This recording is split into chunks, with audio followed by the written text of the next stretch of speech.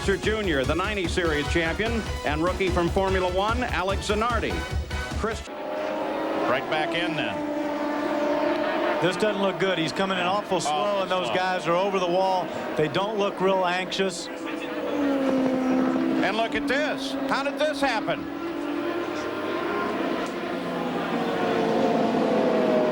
Zanardi under yellow, and we have no idea how this occurred. No, but that's substantial damage. Let's go to Jackaroo.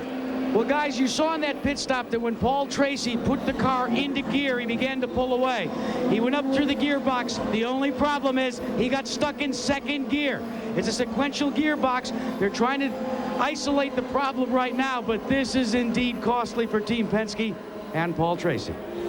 Well, Alex Zanardi, with substantial damage, sits down on the road into the pits, and here's what caused it. Look at that wheel. Look at that. He's lost a left rear, it looked like. He's got no control at that stage. Yeah, the left rear is completely gone. If that was right after a pit stop, obviously they didn't get the nut on tight enough, and he just, first time he gets to the corner, just pulls away. He's crushed. In one way, he's happy because he was showing the field what he could do, but he's destroyed. Shades of Eddie Sachs at the Indianapolis Motor Speedway, kicking his tire down as he heads back to the pits. Zanardi is now the reason for the yellow. We'll be back after this message. Now, in terms of Zanardi, your thoughts? I mean, I know you're disappointed because you lose him here as that wheel comes off, but it looked like he did a terrific job in his oval debut. Guy was doing a great job the whole day. I mean, what can you say? Started 14th or something. We had him up to about 8th or 7th, I think, when it went on the yellow. And we just had a little mess up in the pits. And nobody's fault but our own that he's out of the race. It wasn't his fault at all. Okay, thanks, Chip. Jack? Well, we've tracked out Alex Zanardi. We talked to you during the rain delay. You didn't want to see us until this race was over, but here we are. It has to be incredible disappointment to have a wheel come off under those circumstances when you'd worked so hard to get into the top 10. You know, my main disappointment is because the old team, the Target Chip Ganassi Racing, did a great job, and I was driving one of the best cars I ever driven in my career, I tell you. I was just flying. This was just the beginning, and I could push even more. And when I had nobody in front of me, I could lap the same time as the leaders. So the car was perfect, and it's just a shame, you know. I couldn't handle the car with 3 wheels in turn 3, so I went into the wall. Well, nonetheless, I know it's disappointing. Terrific oval track debut. We're looking for great things down the line. Thank you, Alex. Thank you very much. Paul? Even if he hadn't hit the wall, we don't allow 3-wheel racing in IndyCar. One lap to go. Jack, here's another piece of irony. Isn't it unusual that the man who starts from the #1, the pole position today, is a man who has a great background in road racing and in fact comes from Formula One? Alex Zanardi, in only his 2nd IndyCar start, only his 2nd time to see and run on an oval, outdueled his teammate Jimmy Vasser by a mere 32 thousandths of a second to get the #1 starting spot. So there's the final turn. Turn 4 onto the very, very long front stretch. Nice alignment on the front of the field. Zanardi to the inside, Vasser to the out. Teammates will bring them toward the green flag. And here we go. And Zanardi jumps way out in front as everybody spreads out. DeFerrin down low. So is Ribeiro. Ribeiro comes into 2nd place around Vasser. Safely through turn 1 onto the backstretch. Zanardi, Ribeiro, Vasser, Greg Moore. The rest of the field follows through. Now really, it's a turn, but the race car doesn't see it. This is actually the 3rd turn, but the first time they really slow at all. You notice that Christian Fittipaldi stayed at the back on that start, feeling his way very carefully. And here comes Zanardi. Down the front stretch. Zanardi leads his first lap in his IndyCar career. And Scott Pruitt made a great move from the back. I mean, he passed about 4 cars around the outside of turn 1. Nice return to green as we're back racing again. Zanardi, Ribeiro, Vasser, Johnstone trying to move up. Swings to the inside. Well, at the front, Ribeiro moves far to the outside. Challenge for the lead. In through turn one, off at turn one. Look at Ribeiro way up by that wall. Well, that could be that he's just letting the car have its head. Just don't scrub those tires down. Just let it go a little bit, and it'll be a little quicker. Look how much faster he is down that straightaway. He's all over Zanardi. And there goes Ribeiro. Whoa, what a good pass. Around the outside, and listen to this crowd in the front. They love their Brazilians, don't they? The crowd goes nuts as Ribeiro takes the lead, but here comes Zanardi back to challenge. He ducks in behind him as he comes across the line, down through the gears, heavy on the brakes into turn one. And he's got him. He's going back at it. And look at Green. Ready to go back to green. As they come for the fourth and final turn, Zanardi will lead them. Second is Greg Moore, Ribeiro, DeFerrin, Jimmy Vasser. Off at turn four, long straightaway just ahead. Green already flies. I think Zanardi kind of caught everybody sleeping over there. He really sped up going into four. Well, for only a second oval run, I'll tell you what, he's got it figured out. Look. Back watching the front of the field now. Zanardi, Greg Moore. Front of the order, Zanardi, Moore, Ribeiro, DeFerrin, Jimmy Vasser, the top five.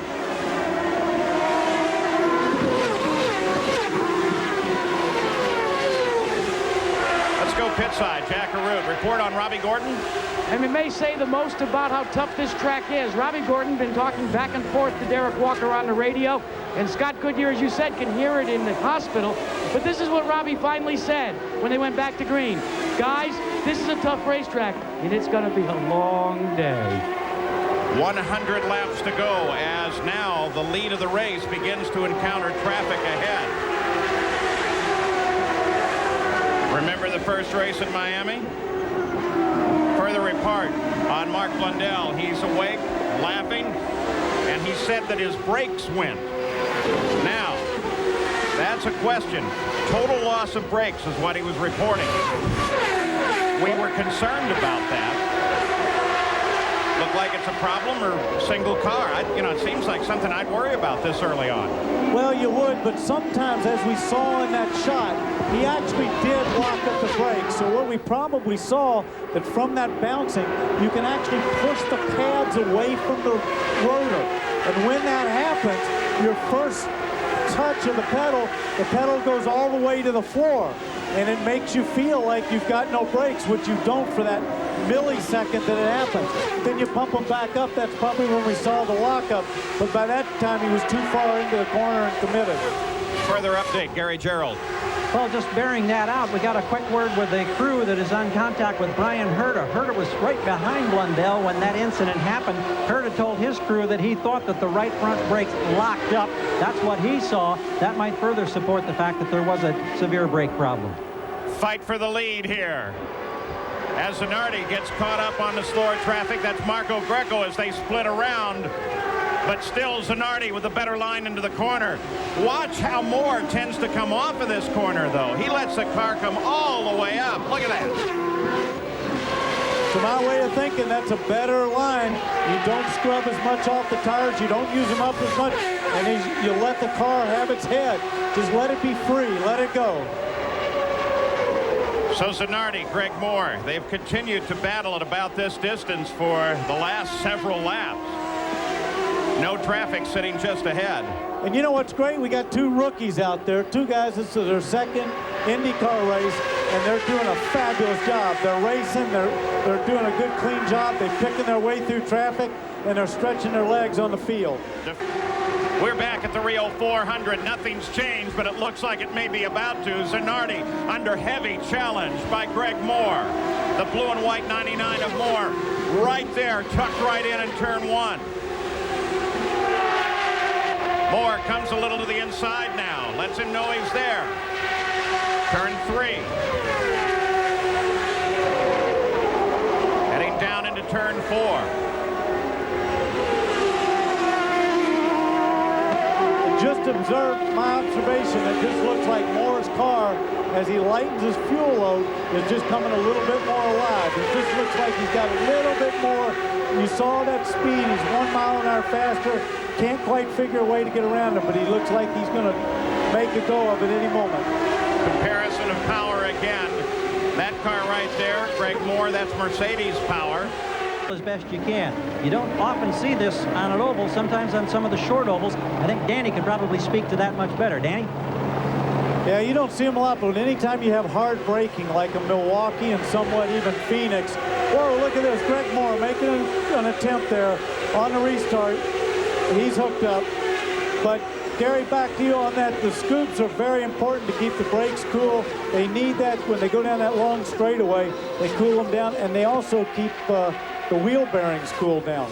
Well, Emerson Fittipaldi slowed suddenly. Both of the leaders have headed into the pits. There is Zanardi. Gary Gerald? First stop was flawless. Boy, so was this one. It was 10 and a fraction seconds. Zanardi got lightning service. Of course, they didn't take on a full load of fuel. Back to green flag racing. And you can see the leaders have to come through traffic, but Al Unser Jr. with the extra distance. Derek Walker behind me called Robbie Gordon in just a couple of laps ago, and I went to him and I said, can you go the distance? He said yes. I said, by my calculations, you might come up about 3 laps short. He simply... Boy, look at this guy, Zanardi. Tries to get down on the inside. Heavy braking. He saved something for the end here.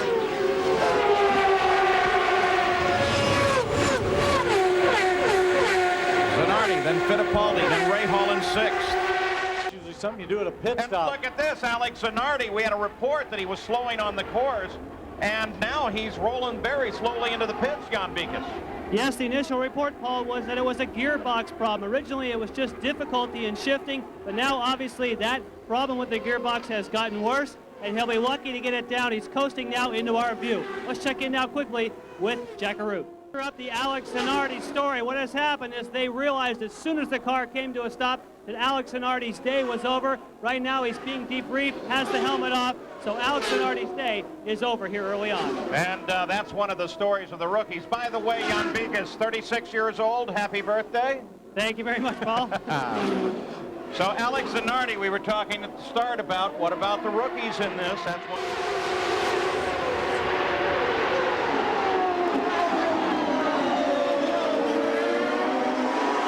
Key passing areas, Danny just told you. And as they head for the exceedingly tight hairpin, boy, Zanardi darts back and forth getting into that corner. He did. He was trying to carry some speed around there, got on the brakes. He was also trying to protect his position in case somebody tried to move around him right there. But all in all, I think it was a very clean start. Doesn't seem to be any problems. The points I talked to Paul Tracy's one of his mechanics earlier. He said they really have to finish this race and get points. So does Jimmy, because he wants to protect that championship lead. But as you can see, he's very quick down the straightaway there, and he wants that spot back. Existed here so very long as Gilles de Ferran now begins to encounter slower traffic on the circuit at a very tight corner. In fact, the tightest on the circuit is that final hairpin leading to the front straightaway. Things happen so quick. There are walls all the way. It's really a concrete canyon most of the way here. You make any mistake at all, you're either going to touch somebody or touch a wall. Let's go down to Jack now. Well, let's update you on Paul Tracy. Now, that slight spin from Tracy was not related. I repeat, not related. We're also anticipating that they'll make a change and put in more nose wing. Excuse me, Gary. Bobby Rahal has gotten together with one of the target cars. Looks like it's... And it appears to be Zanardi. Yeah, look at Oh, my gosh. And he's crunched that big time. Look at him. He is just devastated. Here it is. Rahal just cut across the front of him. Is that the way you'd read it? I'd read it that way. I don't think Bobby ever saw it. But That's Supra out in front of the field. Now here's the accident with Rahal and Zanardi. See, Alessandro, he wasn't there. I don't think Rahal saw him. It comes back to a little bit of what we were talking about before about the mirrors. Don't forget, these cars are designed by aerodynamicists. They want to get it as sleek as they can. They want to make those things hanging out, i.e. the mirror, as small as possible. You see Robbie Gordon. Let's go to Gary Gerald. Well, here's Alex Zanardi. Alex, I know this is great disappointment. What happened? Well, I was following Bobby for 2 laps, and actually I was not trying to overtake him, but the blue flags were out and he braked much early, so I thought I misinterpreted what he did. I thought he was trying to let me go, and I went into the inside, but it was a misunderstanding. Can you tell us about conditions of your car? Did you think you had the power that you could win this race if you were able to stay out of trouble? It's difficult to say because now I'm here talking to you. I should be out there fighting for the win, but I think... Greg Moore. Greg Moore gets into the barrier big time in the same kind of trap. And looks like Christian, or that looks like Emerson maybe. Emerson drove over his wheel that was sitting out in the side. I remember back in Homestead when we kicked off the '96 season, this man, Alex Zanardi, looked as if he was really in the right position to go for the win, had a wheel fall off. Back on the short ovals. New to you. Yeah, definitely. I think this one is even more difficult, and I'll just try for a finish. I'll do my best, and I have a good car, I know that, so I do my best. Well, he's starting pretty well, Gary, but let's take a look at some more of this starting grid. Now see with our constant track here of the race itself, Michael Andretti closing down on Emerson Fittipaldi, Scott Goodyear. Well, it looks like he's getting caught up in a bit of a battle here, trying to get past some lap traffic, and looks like it's probably Zanardi. And the key thing right now is that these guys are thinking, I hope these tires are working, as we talked about earlier. It's lap 47, the fuel window somewhere around lap 70. On his tires, and according to Rick Reineman, it's going to take a few laps for Emo to be able to scrub that back off and get racy again. Fittipaldi does have some space to make up, but of course, when he makes his stop, you're assuming 4 fresh tires. At least right sides will come in as fresh as we watch Paul Tracy. Track like this, so very helpful. Alex Zanardi heading for the pits with a problem, keeping track of the leaders, and the new leader you got a glimpse of there, Michael Andretti, followed by Al Unser Jr. and then Greg Moore. You can see there's Zanardi just coasting in. The bad thing about this is that if another car comes into the pits way back there, I was just thinking it's happened before. It's not wide enough for 2 unless the guy really scoots over a bunch. The engines are fired. Let's get down to the starting grid, where one of our 3 pit reporters for today's race, James Allen, is standing by with a very interested spectator. Between them, Jimmy Vasser, who has won 3 of the first 5 races of the season and is the points leader coming into this race, will bring the field up to speed. And we have a crash in turn 4. A crash approaching the green flag, and many, many cars are involved. Well, something has obviously gone wrong on cold tires. Maybe that might be the possibility. A half shaft braking.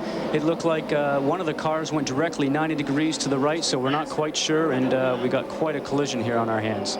Well, we're standing by with Alex Zanardi, who we just spoke with Chip Ganassi. He said you had a great perspective on it. You think Herta came down? Well, great. In those moments, it's very difficult to understand what's going on. You try to keep your car out of all the debris, but basically what I saw is that Jimmy was in front, definitely in front of the 2 guys, and the 2 guys were really close together. Fernandez moved down really close to Jimmy, and Herta followed him, and he was really close to Fernandez, so Fernandez didn't really had nowhere to go. He started to get a little bit nervous, so he started to zigzag to avoid the contact with Herta, and he had nowhere to go, no place to go, and he hit Jimmy. Now, at that stage, were you concerned about being caught up in that accident, or do you think you'd have a lane to get through at that stage? No, I didn't have any problem personally because I was way in the inside, and was more of a problem for Little Al, which was next to me, and for Ribeiro, which got caught in the accident. So, no, under that point of view, I didn't have any problem. We just spoke with Al Unser Jr., and we asked if this would play into his hands because his car was also unscathed. Do you think that gives you an advantage now with so many people in spare cars? Well, I know what Jimmy's spare car is, so I know that at least with him, I'm not going to get any advantage. I don't know for what it concerns Brian and Fernandez. I hope so, because it would be a good help for me. Alex Zanardi doesn't look like he needs any help, guys. Ganassi Racing, Reynard Honda with Firestone tires, launching himself around. Well, Well, certainly Brian might have had a few changes on his car. Obviously, I'm not quite sure if he's in a spare car. Found speed over this last week or two. Alex Zanardi passes his teammate Jimmy Vasser, and we have a new leader here at Michigan.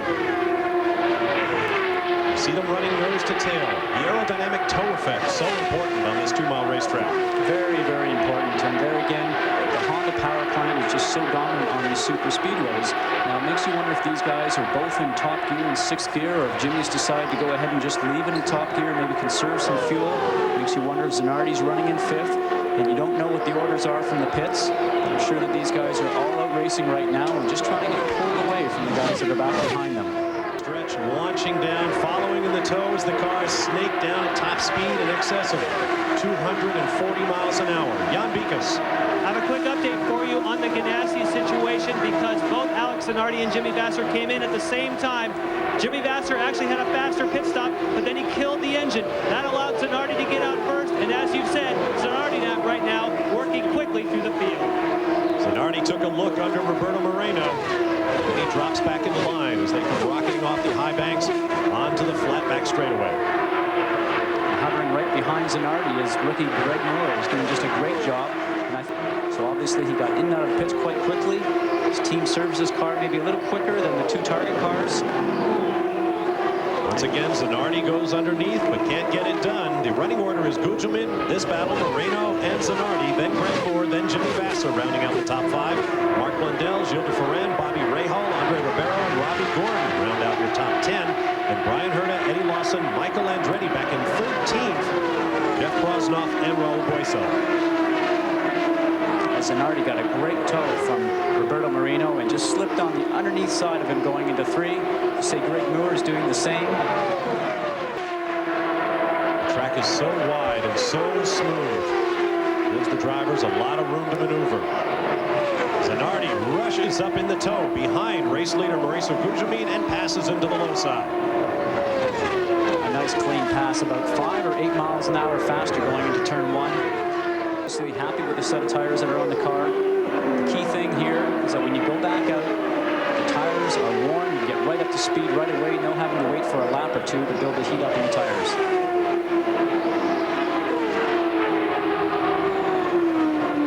Look at Alex Zanardi, the Italian who started so strongly in IndyCar this year. He lost a wheel off the car at Miami and then led him to crash. Took the pole at Rio.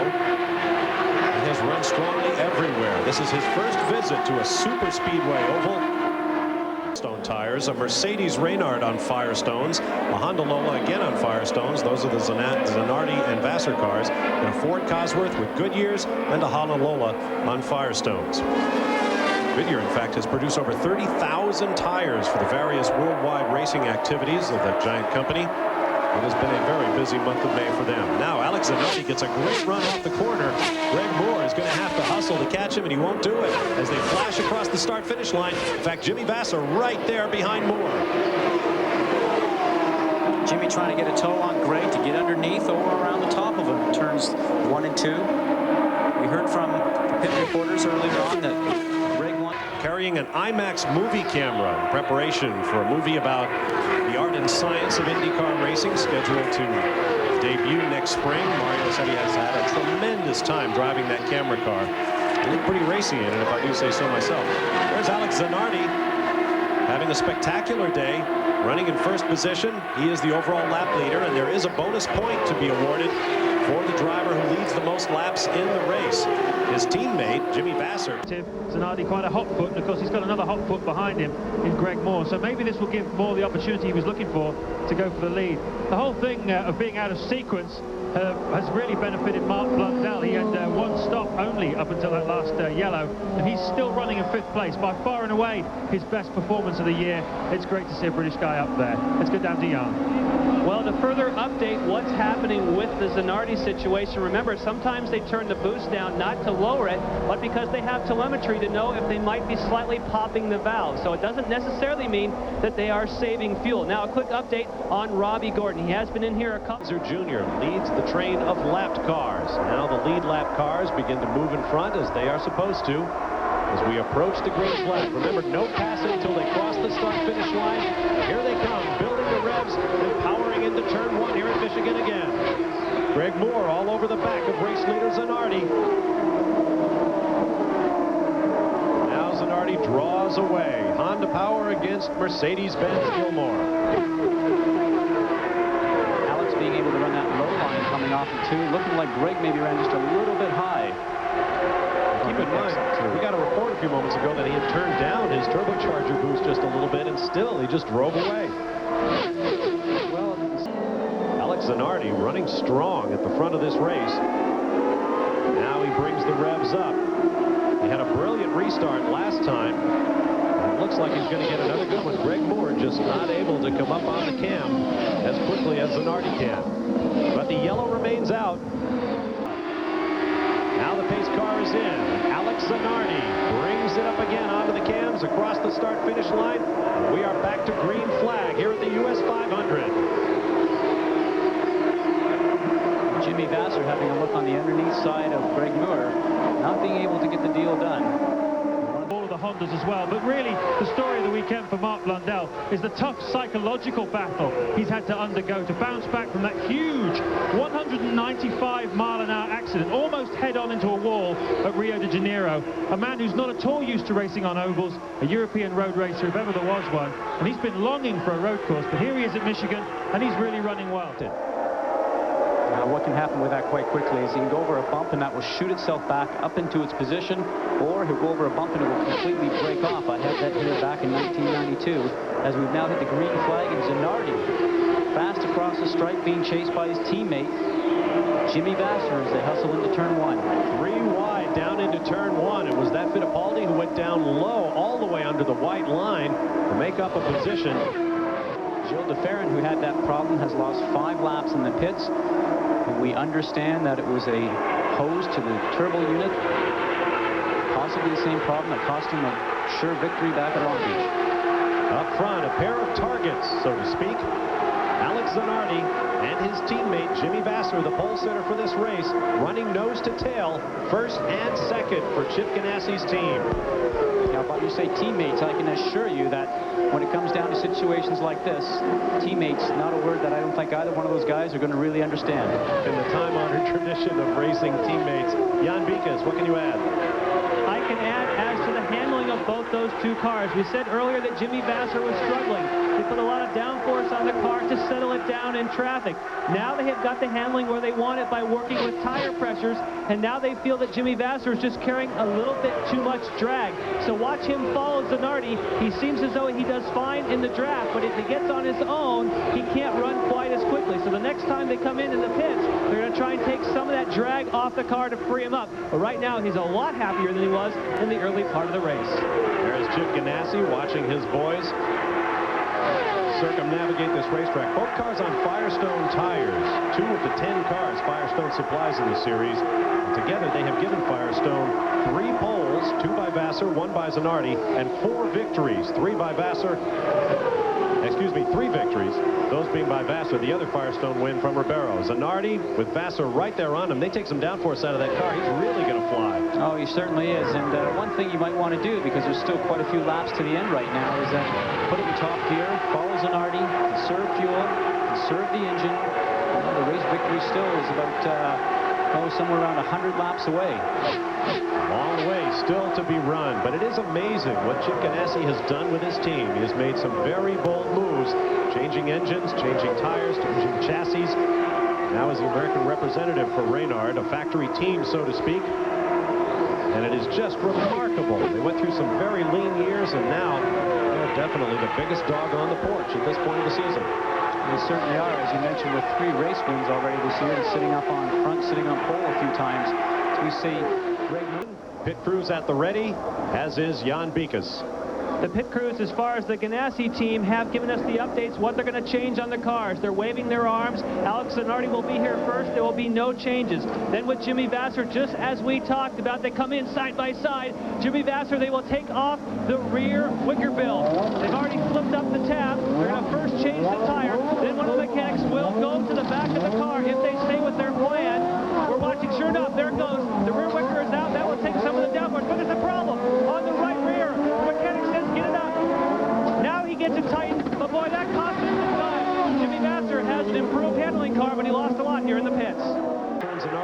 shown in 4th and 5th positions following those somewhat balky pit stops they just experienced. Vasser having a peek on the underside of Herta, and a great run for both the target cars here. Zanardi trying to get somewhere in the center. Now he's going to take the low line. That was close. Oh, man, I think maybe Zanardi just misjudged the room he had ahead of his teammate's gearbox as he came rushing up from behind. Simply had nowhere to go, and Vasser's pass on Herta kind of stalled out when they were alongside one another. Well, the key thing there, I think, too, is that he's the 3rd guy in the tow, and he's going to start to get that big rush of speed. As we see, looks like he's going to slip right underneath Vasser now, and Vasser's going to take the low line and catch on behind Zanardi. Now they're coming up behind DeFerran, who unfortunately was right there in the hunt of everything until he lost 4 or 5 laps in the pits.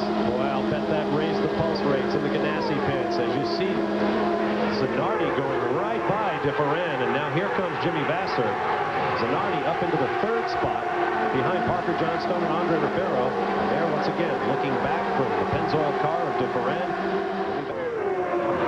Vasser completes the pass. Meanwhile, there is Ribeiro with the bright day-glow yellow nose, and Zanardi now taking a shot at him. Tremendous speed from these Reynard Honda Firestone combinations for Chip Ganassi's team, Zanardi and Vasser. And we saw there, look how low those guys are going. They're down below the white line. That is pretty impressive. You think the lower that you go, the more G's you're going to put on the car. The grip these cars are making with the downforce, also with the Firestone tires, is incredible. Also, the last lap, 232 miles an hour. That's qualifying speed, Bob. Absolutely. Zanardi just flying around this racetrack. Jan, what's going on? Well, Zanardi is flying, but Ribeiro is... The key thing, if you're on those optional tires, is probably what you want right now. And we've got an engine smoking. It looks like one of the target cars. Zanardi has lost the engine. And that is a rarity for a Honda engine, but I think we saw that those guys were running laps at 232 miles per hour. And that will bring out the yellow once again. Zanardi got it down low on the racetrack very quickly. But the safety crews are going to go out and have a look as he pulls the car onto the grass. The 500 miles have taken another toll. There's Chip Ganassi on the right, Mo Nunn on the left. Sort of a rueful smile from Chip Ganassi. He's been there a long time, seen the good and the bad in the sport. The guys ran it hard, and look at the amount of smoke he sends wafting up. And you won't find a mosquito here at Michigan International for a couple of weeks. That's that, I think he said. So Alex Zanardi learns the hard lessons of running 500 miles here at Michigan. He is out of the car. Meanwhile, Parker Johnstone, also running with Honda power, also in a Reynard chassis, leads away. We'll be back for more from Michigan. The US 500 continues. Down to Jan Bikas in the pits. Well, Alex Zanardi now has had the first smile that we've seen since he got here. I know that's awfully tough for you emotionally. You had this race covered. Chip Ganassi just told us that you guys had the best car, the best driver. What are your emotions right now? Well, it's the end of a wonderful dream. I was sure that today was my day, but apparently it wasn't, and it's really bad to wake up from a wonderful dream like it was in that way. But this is racing. I mean, I'm happy because we proved that we are a wonderful team. The old target Ganassi Racing did a wonderful job. I had a beautiful car. I'm very happy because in the last 2 weeks I've been able to think about what we did, and I came back much stronger. I had the possibility to give the right information to make myself the best car, and I was driving very well. Didn't last till the end. All right, well, you have an opportunity now to watch the other target Ganassi, Jimmy Vasser, try and take it home for you guys. Thank you, Alex. Let's get down to James Allen. Mark Blundell currently... During qualifying, this man here, Alex Zanardi, part of the potent Team Ganassi, went spinning out of turn number 3 into 4 and backed into the wall. Do you see this area here? Well, this is all padded in because Zanardi's head literally hit all the way back here. That's the kind of impact. But more importantly for Alex Zanardi, the potency of his team. They took the backup car out here. His practice times were strong enough that he starts on the inside of row number 4. Paul? Well, Gary alluded here a little bit. Don't forget, all these guys know that their tires are going to be a problem after about 35 laps. So they probably are sitting here trying to nurse those tires a little bit as well and see if they can make them go the length of the run. Don't forget, a fuel run can be about 70 laps. If their tires are going off after 35, that makes those other 35 laps a real handful. Jimmy Vasser, the points leader of that red and yellow car, as he tries to come up through the field. Nope, sorry, Zanardi, as he tries to come up through the field.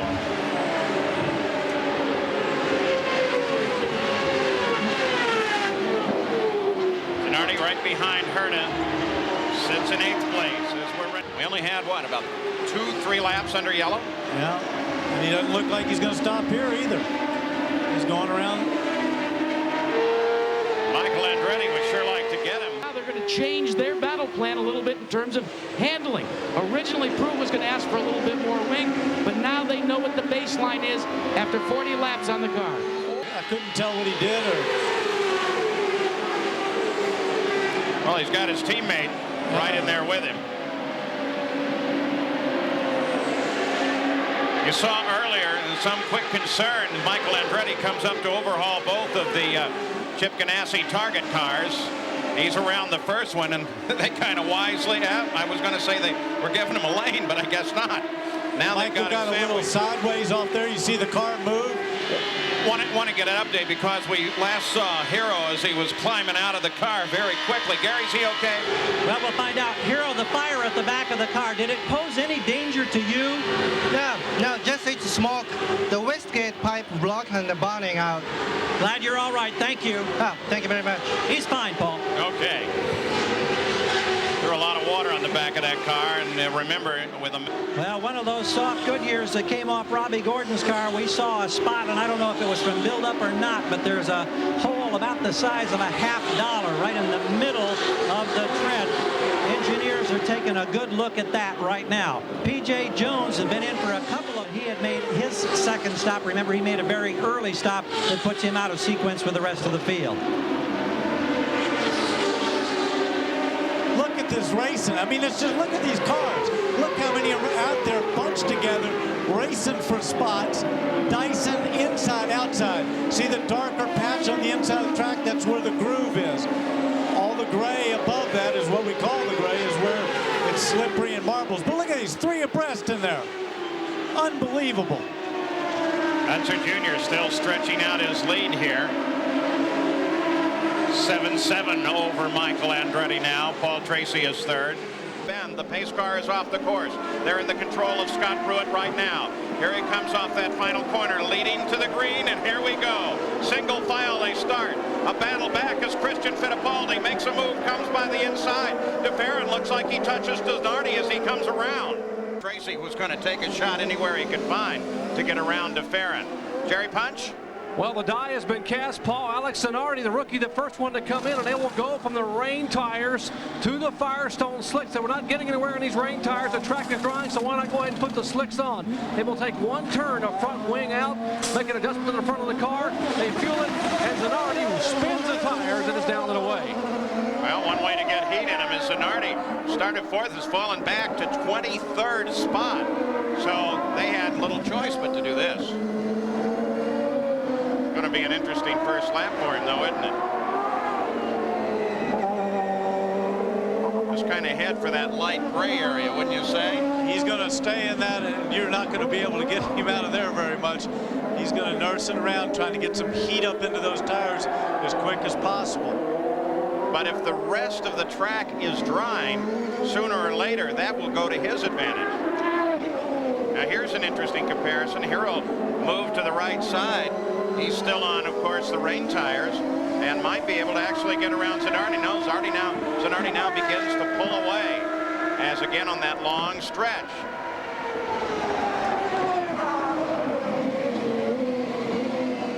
Well, that's important because if you cross that finish line at 19 minutes and those 8 seconds aren't there, you've got to do one more lap. One more to go. It does make a difference.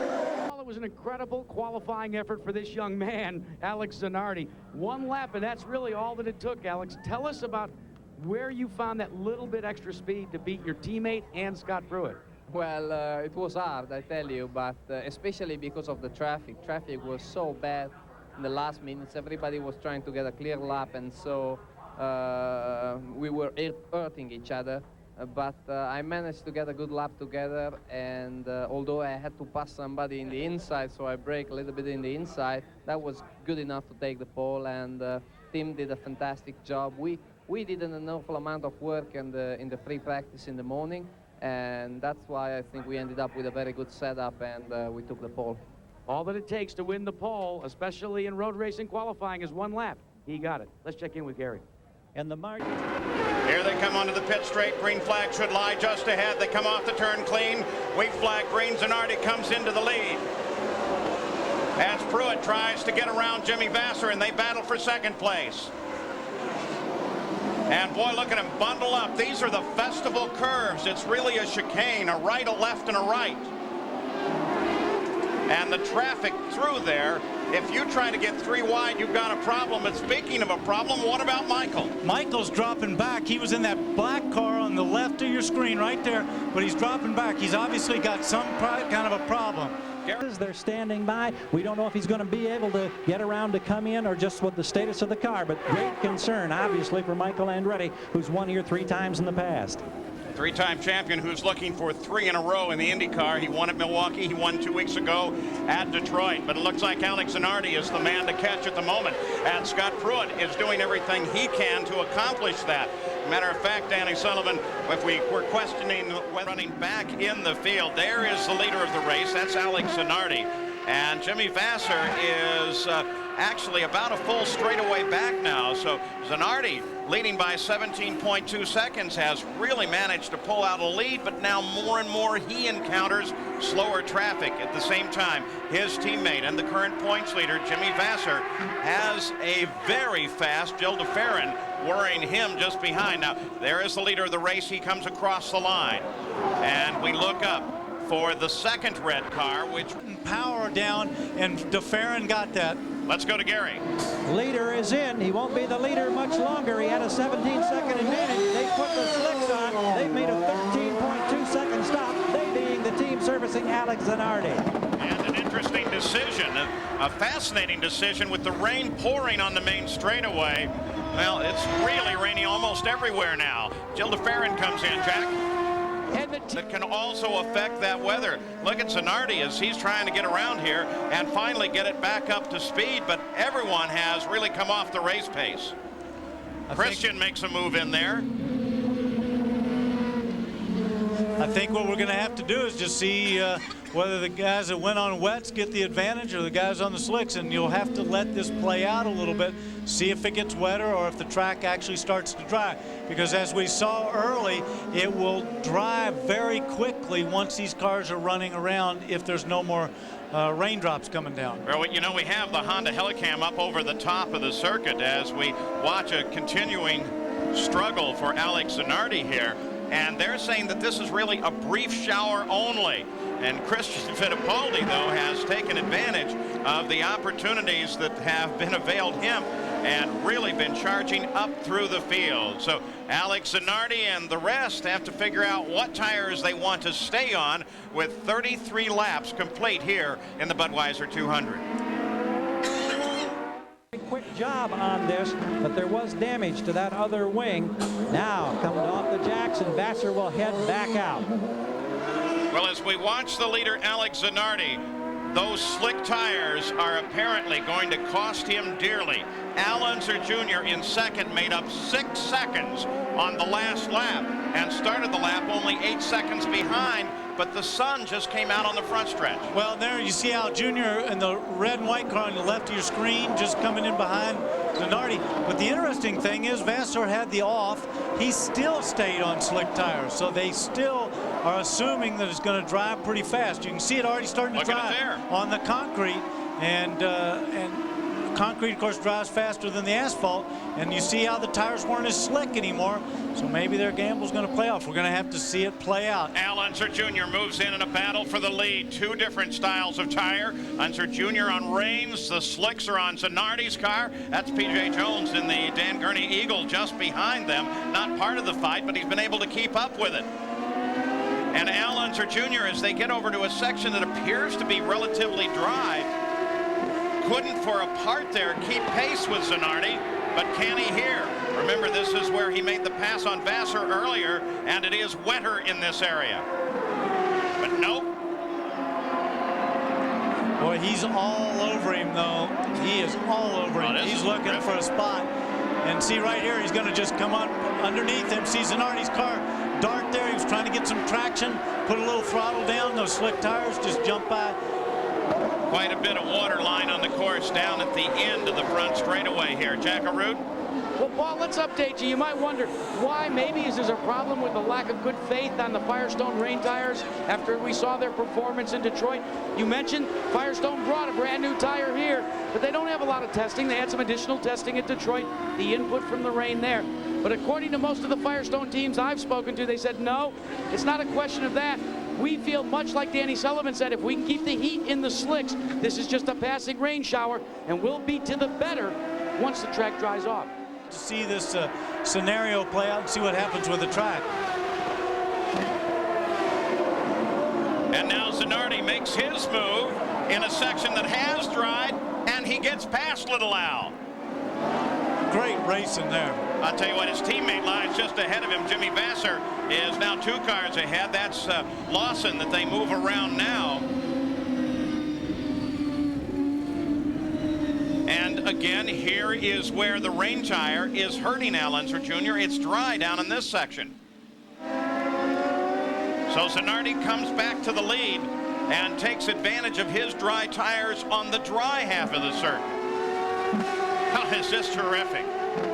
Back and forth, and it's got to be driving the tacticians in the pits absolutely crazy to try to figure out what tire you should be on, Jack Root. Well, we're watching as Scott Pruitt's team goes and takes a major problem. Now they're back looking at the part of the car that he crushed this morning, and they had to make all the replacement to. So Alex Zanardi still the leader. Jill DeFerrin is about 17 seconds back. So either Zanardi is very comfortable where he is and is a little bit off of 100% and just cruising, or DeFerrin may in fact now be closing on him. Christian Fittipaldi is chasing DeFerrin pretty hard, and that may be giving some impetus to DeFerrin to try to close as fast as he can now. Yeah, those positions shouldn't change. Here's the leader of the race, Gary. Well, they weren't worried about the window. They said their window here opened on lap 62, so they should be comfortable for the distance. And he had the luxury, of course, of that big lead. But now for the first time today, we're going to see this new IndyCar rule go into effect. This is a very fine stop by the Targa team. Zanardi back out.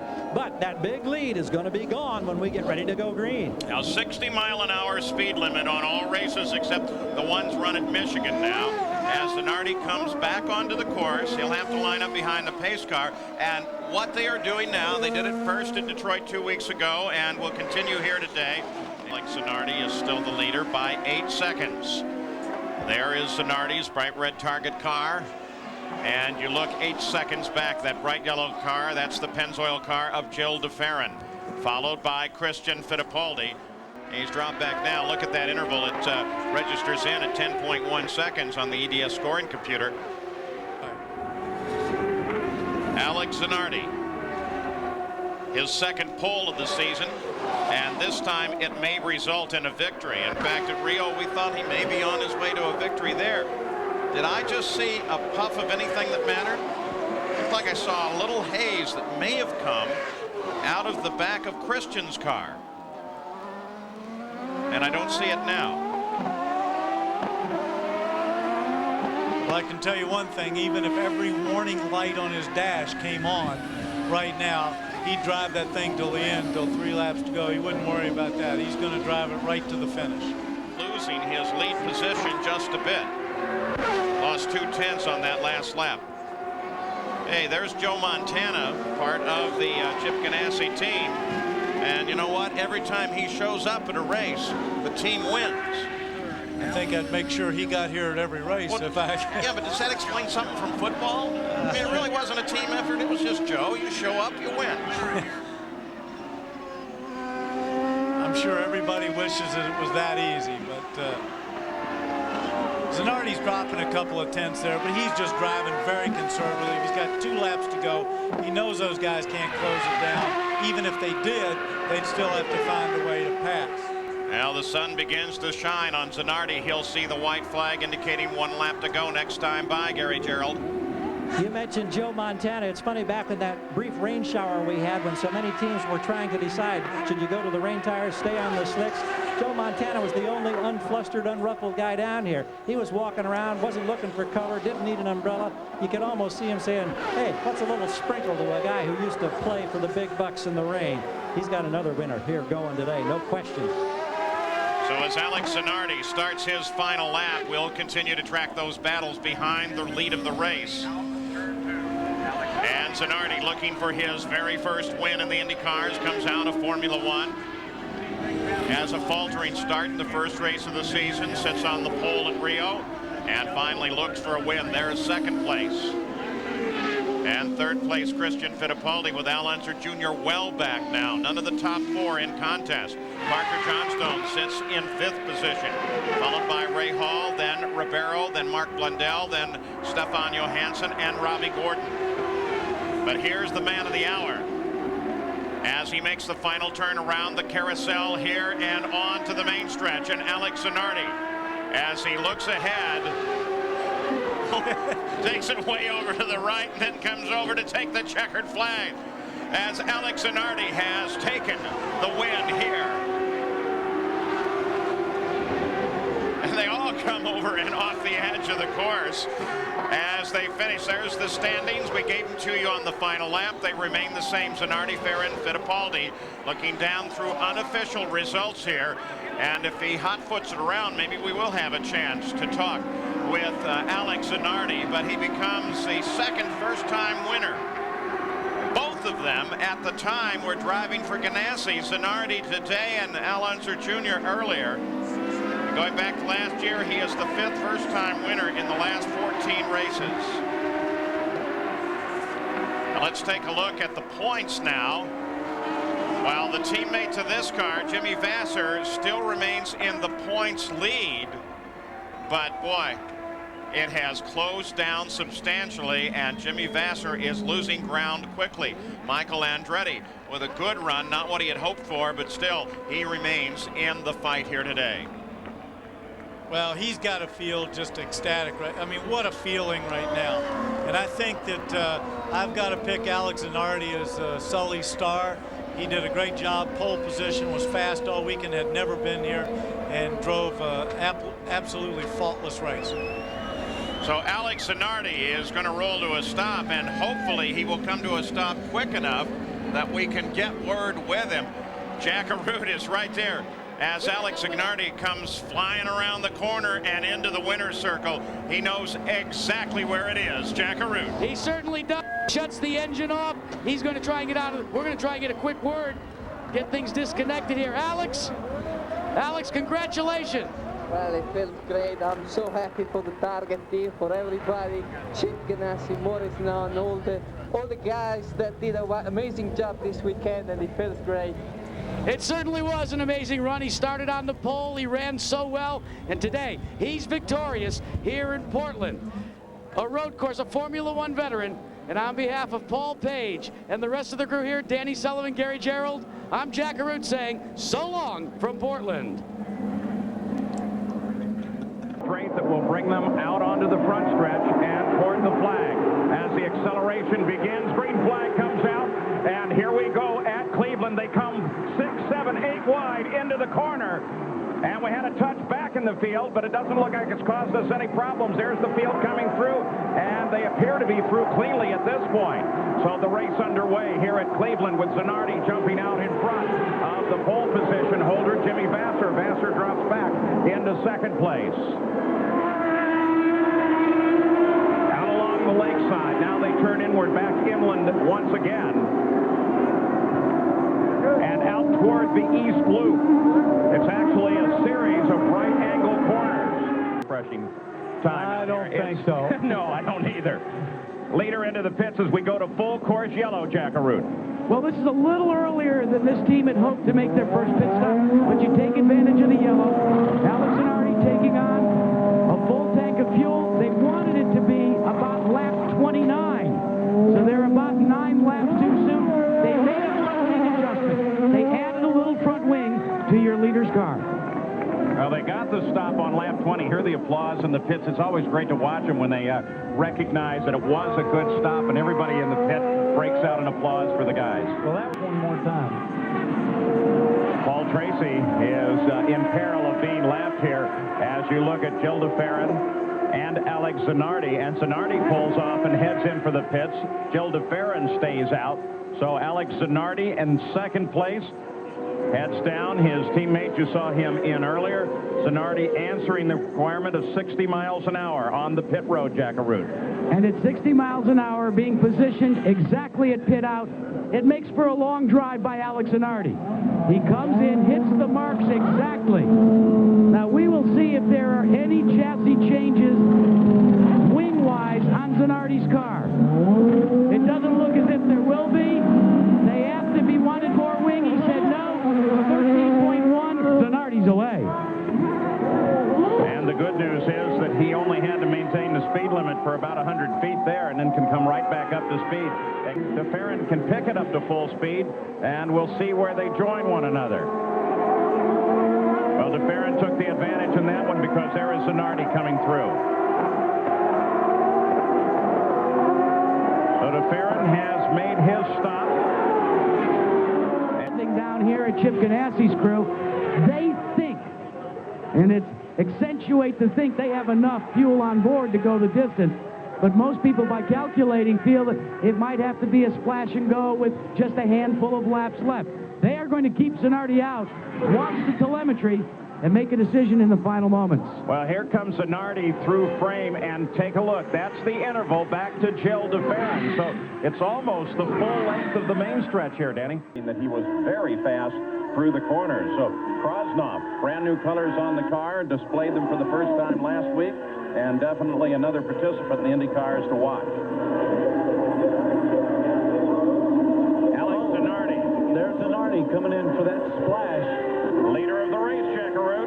Now they put tires out just to try to throw a dummy. They cleaned Zanardi's windshield on his helmet. Fuel only 6.1 seconds. He's away. The first of the guys that have to fit for fuel is in and out. But there goes DeFerrin to pick up the lead of the race. But the indication from the pits was that DeFerrin too will have to start. Here comes Zanardi as he chases. He got at least a good, clean entry onto the racetrack. Didn't have to wait for traffic. Gil DeFerrin is the leader of the race, and Jim Hall's already said he's going to do everything he can to run to the end, but it might be marginal. There is second place, Alex Zanardi. They're running for the end of the race. Greg Moore sits in third place. Al Unser Jr. is fourth, and Brian Herta, who just came in for a splash of fuel, is now in fifth place. Michael Andretti is out of the race, as is Andre Ribeiro. Let's go to... Was that Alex Zanardi stopped for a splash of fuel. He's going to turn it up and run it as hard as he can and try to close that gap. And that gap is getting narrower by the lap. Well, try this out. There are 5 laps to go. In the last lap, Zanardi nicked a second off of his time, just crossed the line, 1.56 seconds behind. He is definitely ready to challenge DeFerrin at this lap, certainly the beginning of the next lap. 86 are now complete. 4 to go. There is first and second right there on your screen. The yellow car on the left and the red one right there. That is close. Greg Moore is third, but he's 15 seconds back from this battle. Another 10 seconds back from that is Al Unser Jr. This is the fight that matters. Boy, what's going through DeFerrin's mind? Repeat of last year where he almost had it, but almost wasn't good enough. Enough fuel to make it to the end. Well, this is really a tactical race right now. These guys are driving as hard as they can, but it depends on where they have that fuel mixture set. So, Jack, what are they thinking down in the pits for DeFerrin? Well, let's ask the Texan himself. Jim, how close is it going to be? It's close. We figured we could make it, and it's as close as you want to have it, I'll tell you. We're stretching it, so I don't know. Jill could just have to see if he can hold him. I think he can. What about the fuel mix? What have you told Jill? He's as lean as he can go. Can't get much leaner than that. Well, with 3 to go, less than 3 now, Jim Hall, the team owner for Gil DeFerrin, an engineer. Of course, he's put together some incredible racing efforts in his day and holds a lot of hope in this young driver. But Zanardi seems to be in the right position. He can run full rich, which means full power, while DeFerrin simply is in a defensive posture. Let's go to Jack. And that is exactly what Chip Ganassi's crew is telling Alex Zanardi on the radio. They keep telling him, wide open, full boost. You can catch him, you can catch him. It almost sounds like they're driving each and every lap here. Wouldn't be surprising. Remember, Chip Ganassi had his best career finish as a driver here at Cleveland. Jack, just to correct one thing, they've both got their boost up. It's the fuel mixture. Exactly. Fuel mixture is wide open on Zanardi. He's okay. That means it's 100%. And what happens with 100%? More fuel is more power. You got it. Take a look at this. Here is Zanardi as he tries to make the move, and can he hold on to it? They're side by side through the corners. DeFerrin doing everything he can to defend. Oh, that was set up by the back slower car, and he got out in those marbles. Oh, that was a great move. So the position remains the same as Joe DeFerrin heading for the white flag is trying to hold off Zanardi. This race will come down to the very last lap. And in the final few yards, there's the white flag out. Here's the place Zanardi can make a move. A little too far back here. There's the turn in the corner. Jill locking up a tire there, and he was going in as deep as he could, so that Zanardi couldn't get up underneath him. Here's another place he's going to try. Alongside the lakefront, a right-hander, then a left-hander ahead. Oh, it gets tight from this point on to actually get by. It's really going to be tough now. Two veterans out of Formula One. DeFerrin, the leader of the race. Zanardi chasing Zanardi 1 week ago. DeFerrin's not seen a winner's circle since last year at Laguna Seca. Final set of corners. Now it's up to Zanardi. Oh, I don't know if he's got enough, because they're going to pass his slower car. That's Blundell. He doesn't have it. Well, he's not being in. He's going to end up blocking Zanardi. Zanardi will have to cut the corner hard, but it's not going to be enough. The gamble has paid off. There's Jim Hall, and Alex Zanardi can't get it done. Joe DeFerrin takes the win here at Cleveland. Incredibly well all year. The Chip Ganassi team target is the sponsor. Alex Zanardi, a winner already. Jimmy Vasser, the current point leader. Alex, how important is your starting position today? You're right up here in the front. Well, it is very important because normally if you are in the front, you don't have the risk to hit anybody because you got nobody in front of you, so you can brake whenever you want. But it looks like I'm going to have Andre at the first turn, and I hope if I can get unhurt out of the first few laps, then I think we should have a good race because the car worked very well this morning in the warm-up. We see a new design on your helmet. Tell us a little bit about that. Well, there is not much to tell. It's a pineapple, and it's a thing for luck. And in the last two races, it's been working pretty well. So. And of course, you're wishing your crew chief and your engineer Rob the best wishes back in Indianapolis. Well, the guy is really crucial for us, so I hope he's going to be well soon, but not for us, for himself. But yeah, Rob, get well soon. We need you, and we miss you all. And we'll keep an eye on that as we look back through the field. And yep, there you see one. Yeah, it looked like Al or Jr. Boy, that's going to dash his hopes a little bit, but it looked like Al Jr. had his front wing knocked askew. Boy, and take a look at the battle of the front of the field as already Zanardi makes his move on Ribeiro and gets past, picks up the lead at turn 3. And sits, well, there's the gap, and then Ray Hall, probably 150 yards back. But interesting, see right there in front, that's Al Unser Jr. He's in danger of losing maybe another lap here. That's the leader in the red car right behind him, right there. We're showing. There are your front four. They all run right together, coming up behind Little Al, heading for turn 3, key passing area.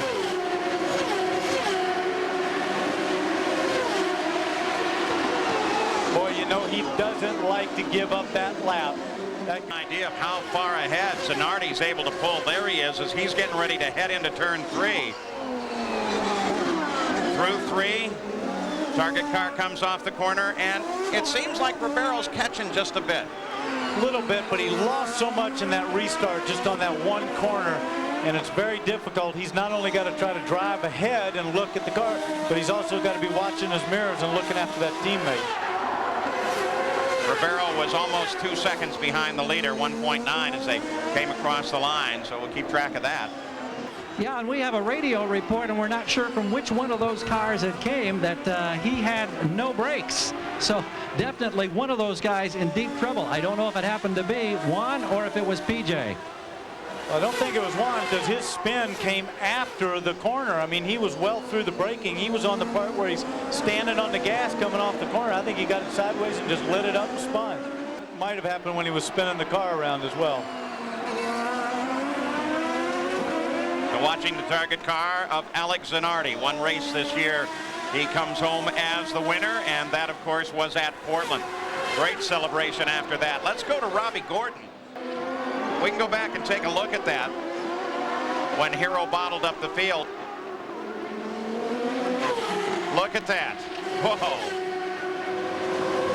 Paul, I think one thing else that's happened here, back to position and dive through traffic. It's hard. So there's the target car, Roberto Moreno, number 4. Or excuse me, Alex Zanardi. We were looking at Roberto Moreno, had him on the mind. He just passed him. Yeah. Roberto Moreno is actually running back in 19th place as we look over at the EDS computer, which keeps track of the cars here.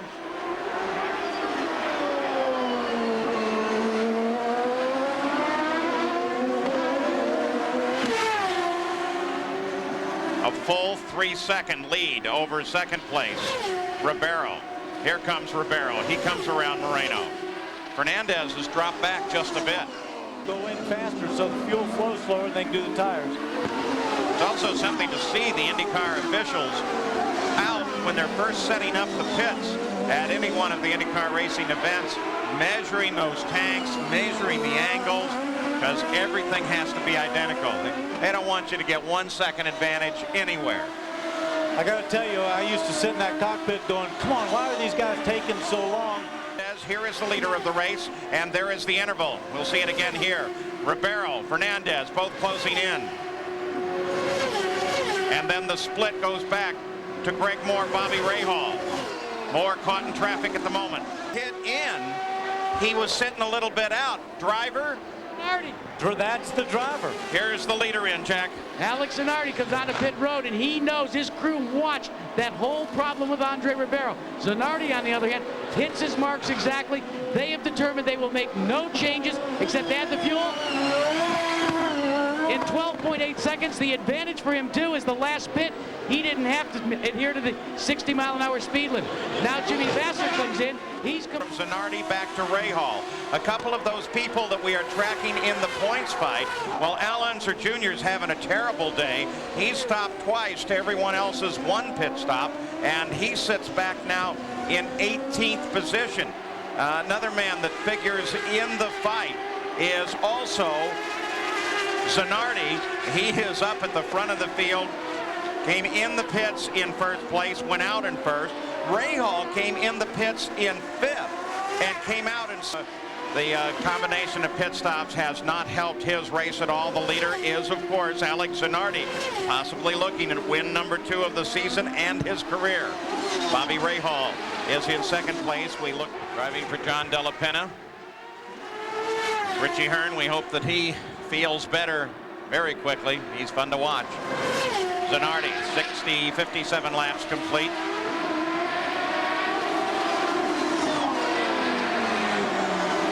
And there's Rahal, your second place car. 60 miles an hour, brought him in again. Now here comes Zanardi as he comes down into the pits, and he makes his second and final stop of the day. Jack Arute waits for him all the way down at the far end. And Paul, this afternoon, Alex Zanardi is missing a critical member of his team, Rob Hill, who was resting in the hospital after having major medical problems earlier in the week. It doesn't seem to affect the crew right now, though. They go to work. They're going to change all 4 tires. That's a normal standard procedure here. This, as we said, should be the final stop of the afternoon for your leader, Alex Zanardi. Now he's put the car back into first gear. They're waiting. They want to make sure they've got enough fuel. It took a long time did not see any fuel come out of the vent hose. 18.2 seconds. That's a long stop, guys. Yeah, Jack, we need to check into that because they were shaking the vent hose as well. I didn't see any either. That Bobby was only 6 seconds behind, so he would have made that up roughly just in the pit stop because he was 6 seconds quicker than Zanardi. So there's the Zanardi car. We expect a black flag for that car any time now, though that has not been officially confirmed out. And here, look at Zanardi as he works on Bobby Rahal now. And this, of course, is critical because it would mean the lead eventually, as Fernandez should assume the lead as soon as Greg Moore comes in. And then it will be a very tight battle, Fernandez, Rahal, and Zanardi. Now, here's a further update on that radar situation. What's happening? Zanardi seemed like he got in there late. You see how much ground he lost? He came out very wide in turn one. I think he must have just gone in too deep, got it locked up or something along those lines. And Fernandez still the leader here in the Molson Indy. Zanardi is closing down as best he can, and there may be a problem with Fernandez. Gary? Paul, it could be good news for Alex Zanardi. We just talked with Steve Horn. He's the owner of the Tasman team. He's been pacing down here. I said, what are your concerns? He said, well, Adrian's a little concerned about his brakes. Now, Danny, you've been a driver. You correspond with team owners through races. What does a little bit of concern about brakes mean to you? Well, that obviously means that he's radioed in and said, I've got some kind of a brake problem, which I would suspect is a hot brake pedal. You know, it's going down to the floor, and he's having to pump it a little bit. And the pace picks up as Fernandez anticipates the green flag. And here we go, 6 laps to go. Rahal tries to move on Zanardi. See everybody sliding out there? Whoa. They don't have a lot of temperature in those back tires. They've been trying to warm them up and stay off of the marbles. I thought for a moment that either Christian or Vasser had gotten way out. Rahal tries to make a move again on Zanardi. Zanardi's trying to make his move on Fernandez. No contest in the first pass through turn 3. That's the best thing that could have happened to Fernandez is Bobby Rahal being all over Zanardi. Paul Tracy and Greg Moore both wind up on Rahal, and they won around. Couple of reports is just what, if any, of that debris picked up on any of these guys' tires.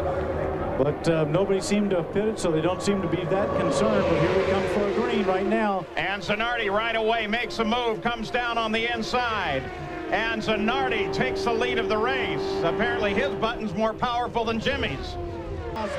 Look back at the front of the field as they try to swap again. Vasser is able to catch up to Zanardi, but he can't make him. At the same time, Fernandez made a move on Greg Moore. Boy, for the early stages of this race, 19 laps complete, they're really at one another. Is that telling you that they are looking at weather and considering the possibility of a rain-shortened race? Well, I think they've obviously got that in the back of their mind, but I think their cars are just working good right now, and they're feeling racy, and they want to get to the front. If your car's working at this stage, go on and run up there. Greg Moore, see how high he's coming off there? I don't think his car's working as well as he'd like it to be. Fernandez moves again on third place. Moore. Back at Michigan, Greg Moore is now challenging for the lead. This rookie moves out and around Alex Zanardi, picks up the lead of the run here. Well, I can tell you this, he was not concerned about that earlier incident because he made the same move that Emerson made on him. He went right around the outside between 1 and 2. He is flying at the moment. And if there was any question about the performance of this car, which his team felt confident that the car was fine after that contact, well, obviously it's running very well. Let's go down to the pits and keep track of Jimmy Vasser, Jackaroo. He's faded back to 12. Emerson is not seriously injured, and I tell you what, that old guy, whoa! A brush, or did he just kick up the dust from the oil dry? I don't know. We watch Fernandez moving in front of Michael Andretti and charging Zanardi. But that was Zanardi that was up in the dust against the wall. I don't know if he actually touched it. It was very close, but you don't want to be up there. That's where the debris is from that incident. He could pick up anything up there. I was about to say, Emerson Fittipaldi is one tough guy. It takes a lot to put him down. Now take a look. Here is the... Oh, he's up high. Oh, boy. He's up high. No, I think he just kicked up the dust. I think he got it. But I can tell you, his heart was in his mouth at that moment. Boy, he had to be pounding away. Jackaroo. That their setup was really good for qualifying, but their cars are going to go to loose, and that could be a condition that they cannot adjust just with a wing adjustment. It might be more severe than that.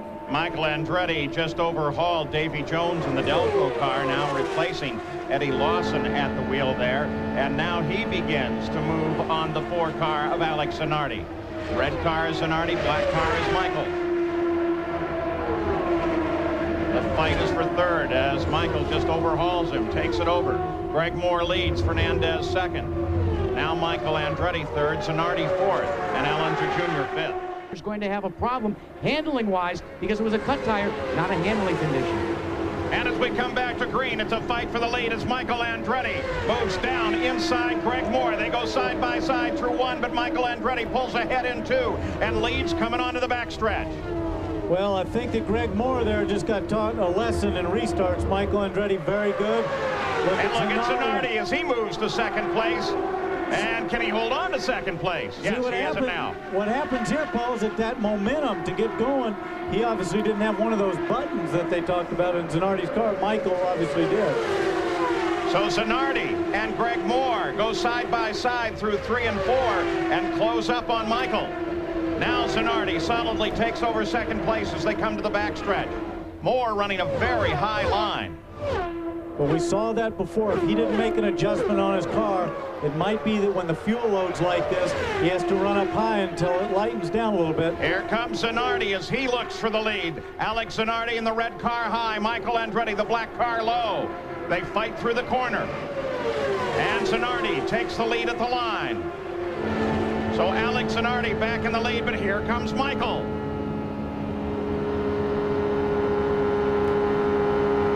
Michael seems to be able to handle a little lower and still stay at speed. Well, everybody's car, Paul, will do certain things on full tanks, and they'll handle a little bit different, maybe in the middle of the load, and they can be completely different when the fuel load is light. Well, Michael's car is obviously working down low. That's a good sign for the rest of the day. Down inside Michael, it's Greg Moore. As he comes around Michael into second place now, takes a shot on that high line for the lead. What a move. The 99 car takes the lead. Greg Moore is in front. Unbelievable. He goes from third to first. And Adrian Fernandez is now closed in just behind Michael. Michael comes high. Fernandez is going to try him low. Drops in behind him. Down through the tri-oval. First through fourth, right there. Here comes Zanardi battling with Greg Moore. And Zanardi takes the lead. Paul, this is unbelievable. This is with over 200 laps to go. 4 guys battling for the lead. 41 laps into the record book, 250 to scheduled distance here. And Greg Moore is going to try the leader again. Not close enough this time. Zanardi comes down across the front. Moore moves high. Saw Michael there. He had to breathe it a little bit. Wasn't sure what was going to happen. Had to breathe it. Now look who's getting a run. The back of the pack. He stayed on it. Was Fernandez. Correction there. We just come across the 50th lap mark. 50 laps complete right now. And you see who's right there at the back? That's Alex Ribeiro in 5th place, closing up on that bunch. And he's been back in 11th spot. Henry Ribeiro closing in. He's in 5th. Alonso Jr. 6th. Then DeFerrin, then Herta, then Scott Pruitt. Parker Johnstone rounds out the top 10. Greg Moore comes back battling for the lead. Fernandez is right in there. And Moore goes back to the front. Oh, don't you love this? Lead swapping back and forth. Michael Andretti drops all the way down to 4th as Fernandez comes around.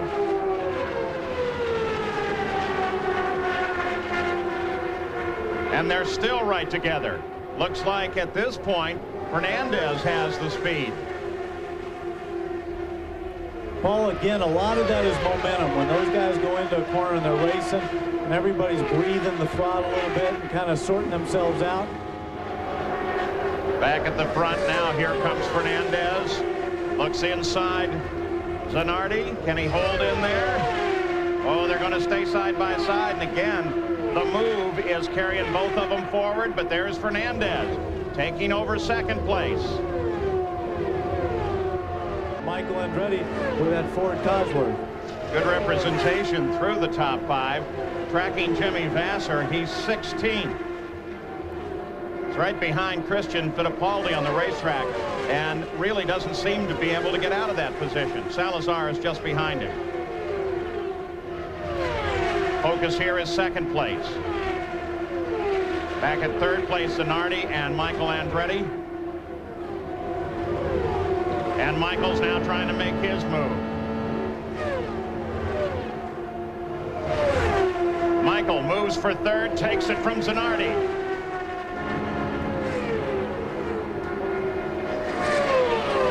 I'm trying to search memory and try to remember when I could remember a Michigan 500 where not only they are swapping the lead this much early on, but battling all through the top 10. I really can't. Green finally comes out. Greg Moore ready to work on the leader of the race, Michael Andretti. The battle is back there at third place as Little Al comes inside of Zanardi. 3 abreast down the backstretch. Somebody's going to have to give in here, aren't they? Yeah, finally, Little Al surges ahead of Moore and in behind Zanardi. Then Al comes a little high. Greg Moore seems to take a lap or two to settle down. That's pretty smart.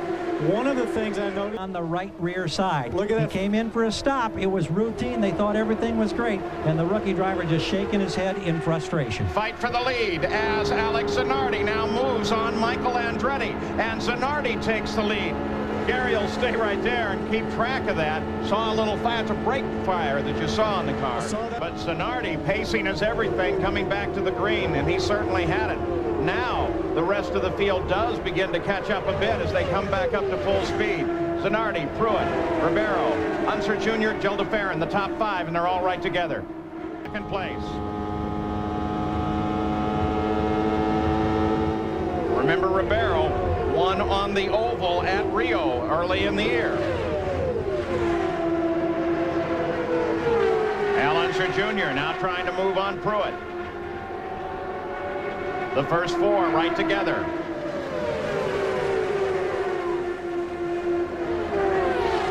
And Jill DeFerrin hanging on right there at the back. He's not having a bad time either. I say now there are 5 all right together. Ribeiro tried to move. Lost some momentum. Here comes Scott Pruitt. Because Ribeiro did lose the momentum. Here comes DeFerrin around Unser Jr. Double pass for you right there. And now the leader of the race begins to overhaul slower traffic for the first time in this segment. Last set of stops were on the 98th lap, so not that far into this run. And Zanardi on this segment seems to be able to pull away from everyone else, or at least keep station at the front of the field.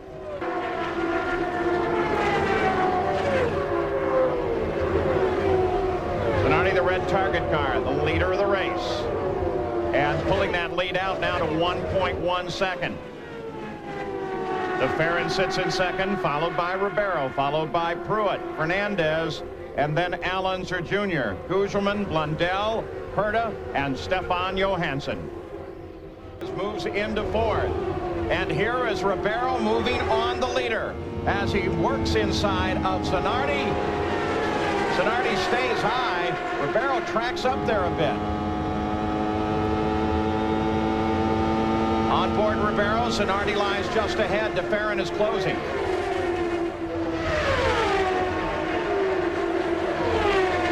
You know, Ribeiro's been putting that car about anywhere he wants. Well, he had been. I just looked at him there, and he looked like he pulled out of the draft in there because he was probably losing some air to that nose. If he's got a little bit of a push there, that disturbed air will give it to him worse. That was Hero that he just flashed past there. Show you a difference in relative speed. Hero's down running 18th place right now. I thought his move earlier on Scott Pruitt around the top was a really good move, seemed to carry the most speed. But Zanardi's running up there as well, so he can't give him that road. Traffic an issue now. Davy Jones ahead of Ribeiro alongside of Zanardi.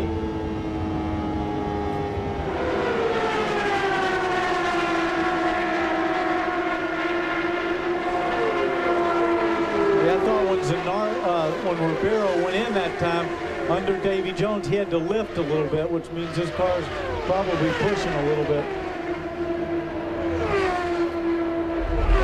Third place to Farron makes his way around Davy Jones. Here comes Fernandez.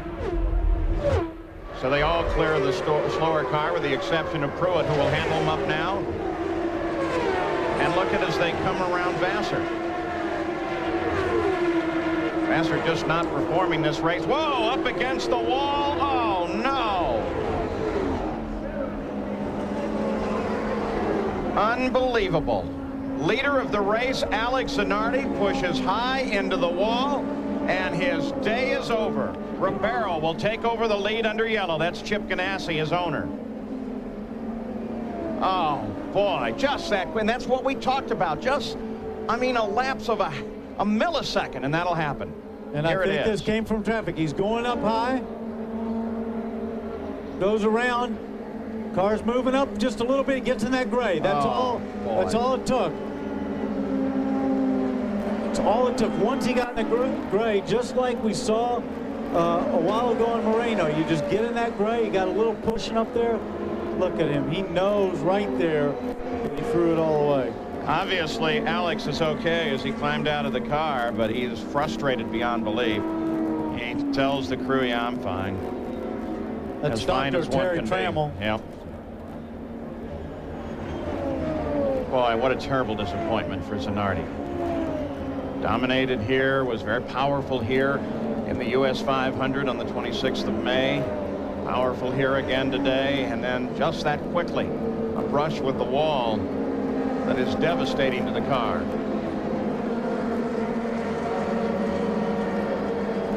His expression says it all, doesn't it?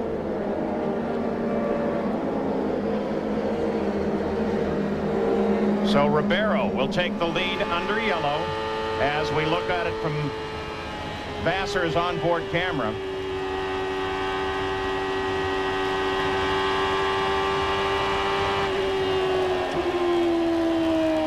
Whoa, that little piece right there looked like it came back almost, and I thought it made contact with Jimmy's car. Watch this, the piece comes off, the wing comes back there. I think it, and the tire, but look at this wing piece. Comes back, no, missed. What's that? Yes. Oh, that. What? Oh, and over. My goodness. And it hit, look at tore They off take part off the end plate on the rear wing on DeFerrin. Boy, I didn't see that earlier. Good call, Danny. Oh. Jackaroo? Well, we've gone up with Alex Zanardi, made the long walk back to pit road. Seemed as if the car was pushing most of the day. It was going out real wide to the wall. Yeah, that's right. At the beginning of the race, the car was pushing quite badly. We put some downforce in the pit stop, and right at with the last set of tire, the car was pretty much neutral in the first lap, and then it started to go loose, and I was controlling the car. And that lap, I went wide to pass Jimmy, and with the rear went, I tried to control it, but I couldn't stay off the wall. A tough break for Alex Zanardi, Gary Gerald. There's a great view as now downhill, green flag should lie just ahead. Zanardi surges way ahead, and they go green. So Zanardi pulls way ahead right at the start. And now into the first corner. Puff of brake smoke. DeFerrin gets in trouble, goes off course. And that's a very dangerous section. Fortunately, he wasn't up to top speed, but getting that car out of there is going to be very difficult for Jim. Problem that's going to affect that fight.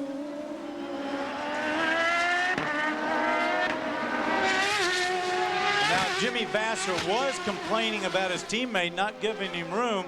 I think his teammate's pulling away from him at a pretty steady move. Find his teammate. Well, there he is, Alex Zanardi. And it looks like he's spread it out even more. Paul, one of the things, though, that Jimmy's probably thinking about here is that Zanardi's out there in front. He's a little bit quicker. We can't catch him. He's pulled out. He's got to think championship. sit there, drive the car as comfortably but as hard as you can. Don't lose too much ground for another yellow or something like that, or to take advantage of something that goes wrong, but to get away from those other guys and score the maximum points. Well, Gary, Max Pappas started 19th. He was able to move up to 18th and then into the pits. Apparently a clutch problem. People are getting more tire wear than we thought. And I know I talked with some of the Penske crew, particularly Richard Buck, right before the stop. They're worried about how long these tires are going to last. Right in the middle now of some of the stops, Jackaroo. The reason for Alex Zanardi coming in as early as he is, he was planned to come in on lap 29. He was bottled up in traffic, guys. The crew talked to him, said, rather than battle with the traffic, let's just come in here, make the tire change now. The crew goes to work. Now remember, this crew has been changed just a little bit. The rear tire changer, well, he's making the change, no problems. Just waiting on the fuel. They're talking to Zanardi right now, saying, take it easy. And there's the word, 14.1 seconds, he's off and away. So as Zanardi joins back onto the race course, Vasser, of course, did stay out, and that will not give him the official record lead for a lap, because as Zanardi came into the pits, he actually, and now just moments ago, take a look at the leader back there in the back as he comes up behind Moreno and locks the brakes up big time. See, Paul, that's what I'm talking about. You always have to watch the traffic around here. It's so tight, and the traffic has taken out so many leaders in this race in the past. He's really got to be careful. So this is second place Vasser, who is 5.5 seconds behind the leader, Jack. Well, here's what's going on with Chip Ganassi talking directly to Alex Zanardi, the leader. He's counseling him about passing that traffic, as Danny Sullivan talked about, but they are in a fuel conservation mode. They have tried to cut back on the fuel consumption, hoping that they can run with a little less fuel on the last pit stop. Not because they need to save fuel, but because it'll take less time for the pit stop. But what they've told Zanardi now, after having that problem, is don't be afraid to go to full fuel if you've got to make a pass in traffic. Guys? Interesting piece of advice. I wonder if he'd go to full fuel or if he'd hit that magic button, Jack, that you discovered what it was for, because if it's for 10 seconds and gives it more fuel and more RPM, that would give him enough just to pass the car down that straightaway. Well, listening to Chip Ganassi talk back and forth, hasn't said a word this week about the button, but he is saying go to position 6 if you need to. Go to position 6. What is position 6? That's full fuel mapping. As soon as they make the pass, Chip gets on and says, now back to position 4. That's conserving a little bit fuel. You know, there's 6. What a unique view. Isn't that great? Here comes Alex Zanardi. He's been the leader all the way here, save one lap, and Jack's waiting for him. And Paul, here is a great story unfolding on pit road for Alex Zanardi. Look to the left rear tire changer. That's Rick Davis. He has a suspected broken foot. He didn't want to make the crew changes, said it's too important. He limps back over to grab the starter. He has been icing his foot down, the left foot. He just wants to say, go to victory lane. 15.1. Hey, the Olympics and the gymnasts, they don't have anything on Team Ganassi. And Rick is one of the great veterans from the pits and the wars that go on in the pits in IndyCar racing. That shows your perseverance right there. He wants that man out and heading for a championship if he can. Coming into that area just covered with extra rubber that has been sprayed off the sides of those cars. Very soft compound. 8 laps to go now for the leader and for Jimmy Vasser. First and second, right there they are. You know, I'm watching Jimmy on here. He's sliding that car around. He's certainly not giving up the fight for this thing. He did the green flag already. Tim Swintel, the starter, is anticipating the cars coming off of the carousel through 13 and heading toward him. And this restart could mean so much.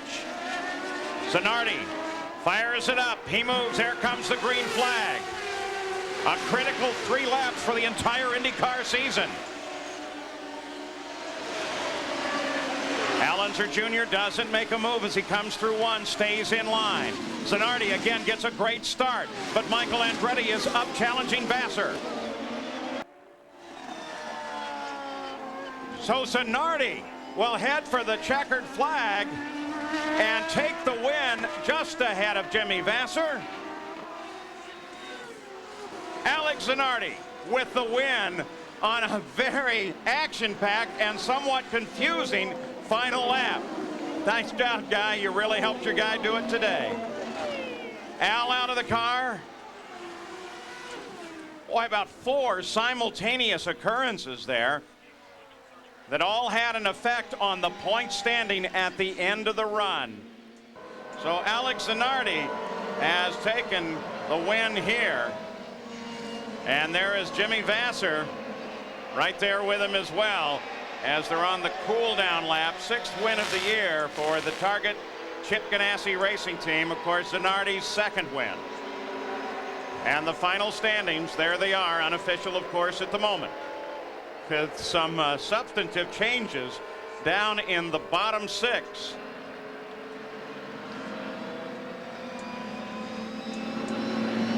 And there they are, of course, with Jimmy Vasser. And Alex Zanardi takes a pretty good move forward. Jack? Well, it's pandemonium down here, and you want to know why? It's the first time for a 1-2 finish for Ganassi in racing history. Alex Zanardi, congratulations. A victory that could be so very important in the points chase. Yeah, that's fantastic. I don't know where I am at the moment in the points, but that's great for the team. 1 and 2, I mean, we can't do that better than that. I'm so happy for Target, for all the people, for all the guys, for Brad. It's his birthday today. It's a great day down here, Paul Page. So congratulations to Alex Zanardi. Hill start. They will not be able to see the flag stand until they crest the hill. We will be up in the rev range, reaching close to 200 miles an hour before the action begins at turn 1. Look at that crowd on hand here today at Elkhart Lake. Forget the crowd. Look at the crowd on the track. Look how they're bunched up. This is going to be a great, oh, what a great looking start there. Zanardi in red, Gilles de Ferran in yellow, and the crowd is on its feet as we get underway. De Ferran with the early lead as he comes alongside of Zanardi. He's going to try around the outside. He went down around the outside. Did he come away with it? Not yet. They're still side by side. Look at that. Oh! Oh! Zanardi and De Ferran touch. De Ferran is headed for the gravel. Now, can he get out? Oh, the same thing that happened to him at the start. I mean, he made the mistake at Mid-Ohio, but oh. Gilles de Ferran, what a tremendous twist of fate. A week ago at Mid-Ohio, he ran into the back of Mauricio Gugelmin and went straight off. And there is Jan Magnussen sitting in for Emerson Fittipaldi in the Hogan Penske car. And he's bumped that front wheel. See that left front on your screen? It's the suspension's all bent.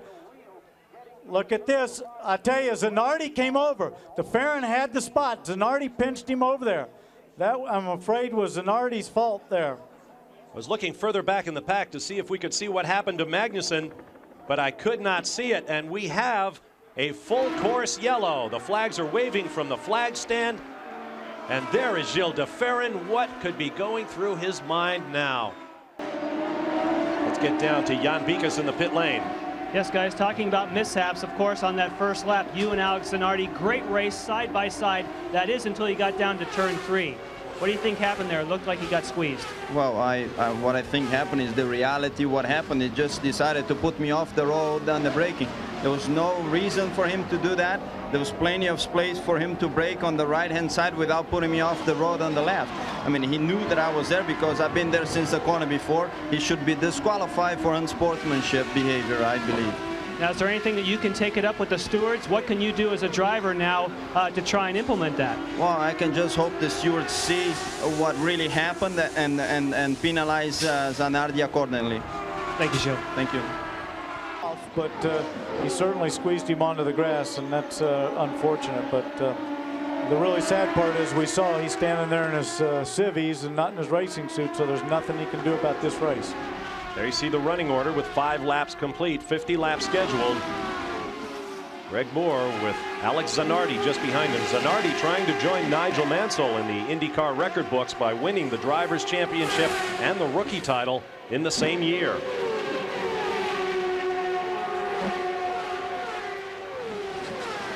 Now, how will all these yellow flags to start the race affect our pit stop strategies, Danny?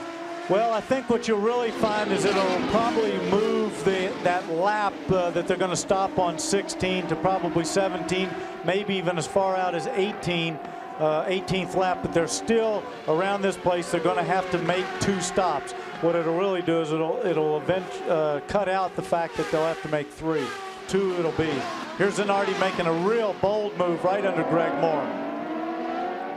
That will put Zanardi up into the 8th spot and demote the Canadian and his runner-up in the rookie championship to 9th.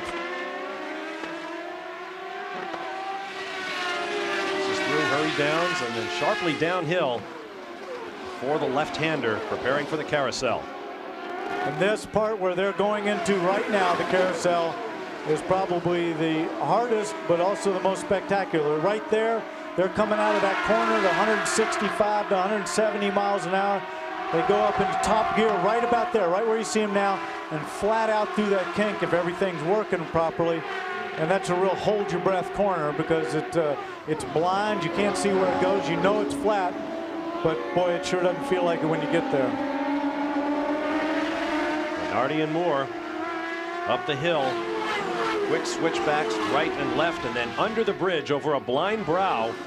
Paul Tracy had that huge qualifying wreck back in 1992. We've seen cars putting wheels off throughout practice and qualifying. Very much grip, particularly under braking. That's one of the areas where they lose it the most. And you get over on the dirty part of the racetrack, and it's hard to find grip. Now let's get down to Jan Bikas, who has more on Alex Zanardi's situation. Yes, they came in and got 4 tires, and one of the reasons is this is the Firestone Firehawk that doesn't have much of the lettering anymore. That's because this is the tire that contacted with Gilles de Ferran. You can see very heavy damage here as far as the cord. You can actually see the wheel is damaged here. He was very fortunate he did not lose pressure on this particular tire. When the team took it off, then they looked at the race car to look for damage. The preliminary indication is no damage for Alex Zanardi, but he's happy now. He has 4 fresh tires. Let's go down to Marty Reed. We are once again under a full course caution after an event marred by yellow flag after yellow flag. Let's get down to the pit lane. And Bob, you talk about a race with no rhythm. Now there is speculation that Alex Zanardi, who just pitted under that caution, he may have come in when the pits were closed. There is discussion between IndyCar officials and Ganassi, and now we're being told that that has been confirmed. The pits were in fact closed. So when the pits are reopened, which will be when we get a green flag, Zanardi will have to come back in and have a stop and go. Things just not hitting here in the rhythm. Ganassi now with Zanardi is going to go way back. All right, thank you, Jan. As you see the cars on the racetrack, the running order now. Now we're being told by timing and scoring that Alex Zanardi, a moment ago I told you he was 8th, but because of that pit violation that Jan Bikas described, he is going to the back of the line. There you see Zanardi. Meanwhile, Marty Reed is standing by with the other half of the Pac West team. Yeah, we're down. I'd like to get one of those for my home. Those things they look like they'd be fun. In comes Alex Zanardi, and Jan Bikas is there. And he comes in very hot, but he still is able to stop it on the marks. Oh, I can see some blistering on the left rear tire. That tire is starting to blister. So remember, these guys started on the option tires, so they seem to be giving up a little. We got him on the watch, and he's out here in 14.46 seconds. But boy, you can tell that he lost some grip there. That left rear tire really starting to lose. Oh man, you can see it. Really lost a lot of rubber on that option Firestone compound. You called it, Danny, blistering. Always a danger, particularly on that left side.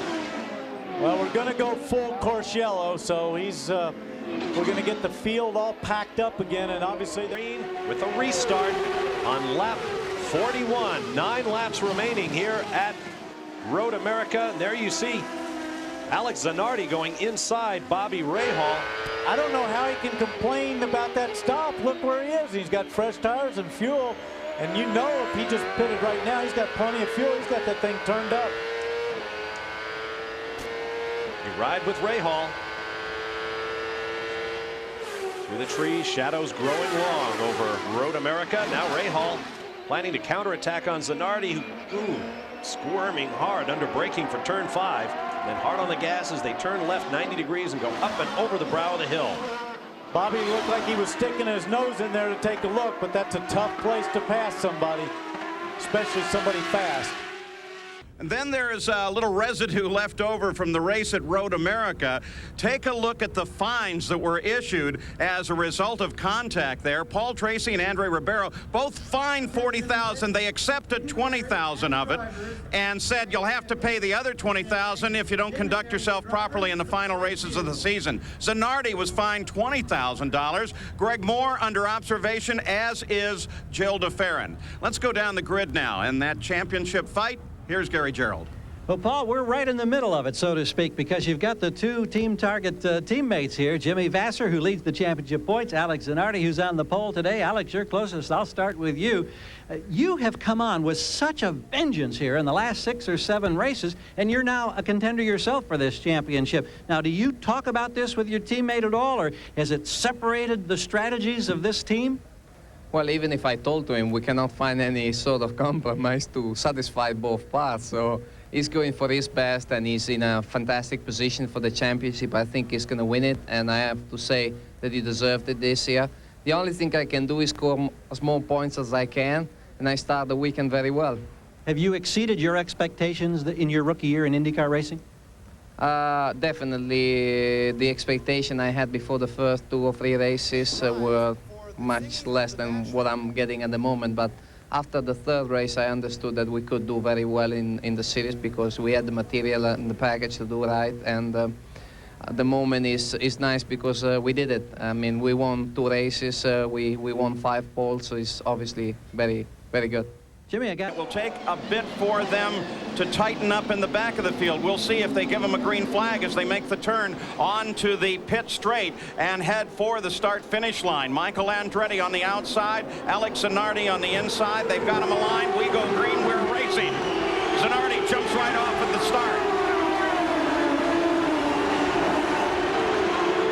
Rest of the field through safely. Michael into second, then Ray Hall, then Herta. Look at Tracy back in there. Anybody wondering about what condition Tracy's in? This is the hairpin. Very tough place. It is, but everybody got through there clean. I think everybody realizes the importance of not knocking a wing off or doing. Remember, those Firestones, they go off a little bit. They've got a little softer tire. They've got more grip, but if you slide it around and you start blistering a tire, he's going to pay the price before that pit stop comes. Well, as we watch this battle at the front of the field, which is also a tire battle, Firestone's on the Zanardi car, Goodyear's on Michael Andretti's car. Goodyear has really taken a step forward in terms of their tire, and they seem to be getting close to equal. That's right. Look at that shot. You can see the angle of the car come through there, and everybody's sliding. Hall is putting the pressure on from 3rd place. Well, Bobby is. He's letting them all know that he's right there. Michael's got to be, of course, looking for the opportunity on Zanardi and try to close off those mirrors so he doesn't pay attention that Bobby's right behind him. It's a tough situation, but, of course, one that he's been in a lot before. Oh, Bobby Rahal, the old professor, though, is just sitting there letting him know, I'm here. One little error, and I'm right in front of you. That's right. And also something... Bobby Rahal says the key here is don't run into anything, take care of your car, and like Danny said, he's got a lot of experience doing just that. First, second, and third have pulled away from the rest of the field. Brian Herta, of course, is the 4th place car, and he sits back some. Under the BC place, the overpass here, one of the areas that the onboard cameras can't shoot the signal out of, but a fascinating track here, very tight. Has produced some great racing, and it's a time of the year. That turn went ahead and went up the escape road. Lost a lot of ground, though. Yeah, he fell back to 18th. And look at this interval. Now, there's some question. Maybe it was the fact that they lapped Hero again, but there goes Zanardi. There he is. And the interval now back to 2nd place Michael as Zanardi begins to overhaul more traffic. Is traffic. He gained some when he got past Hero, and Michael got held up behind him.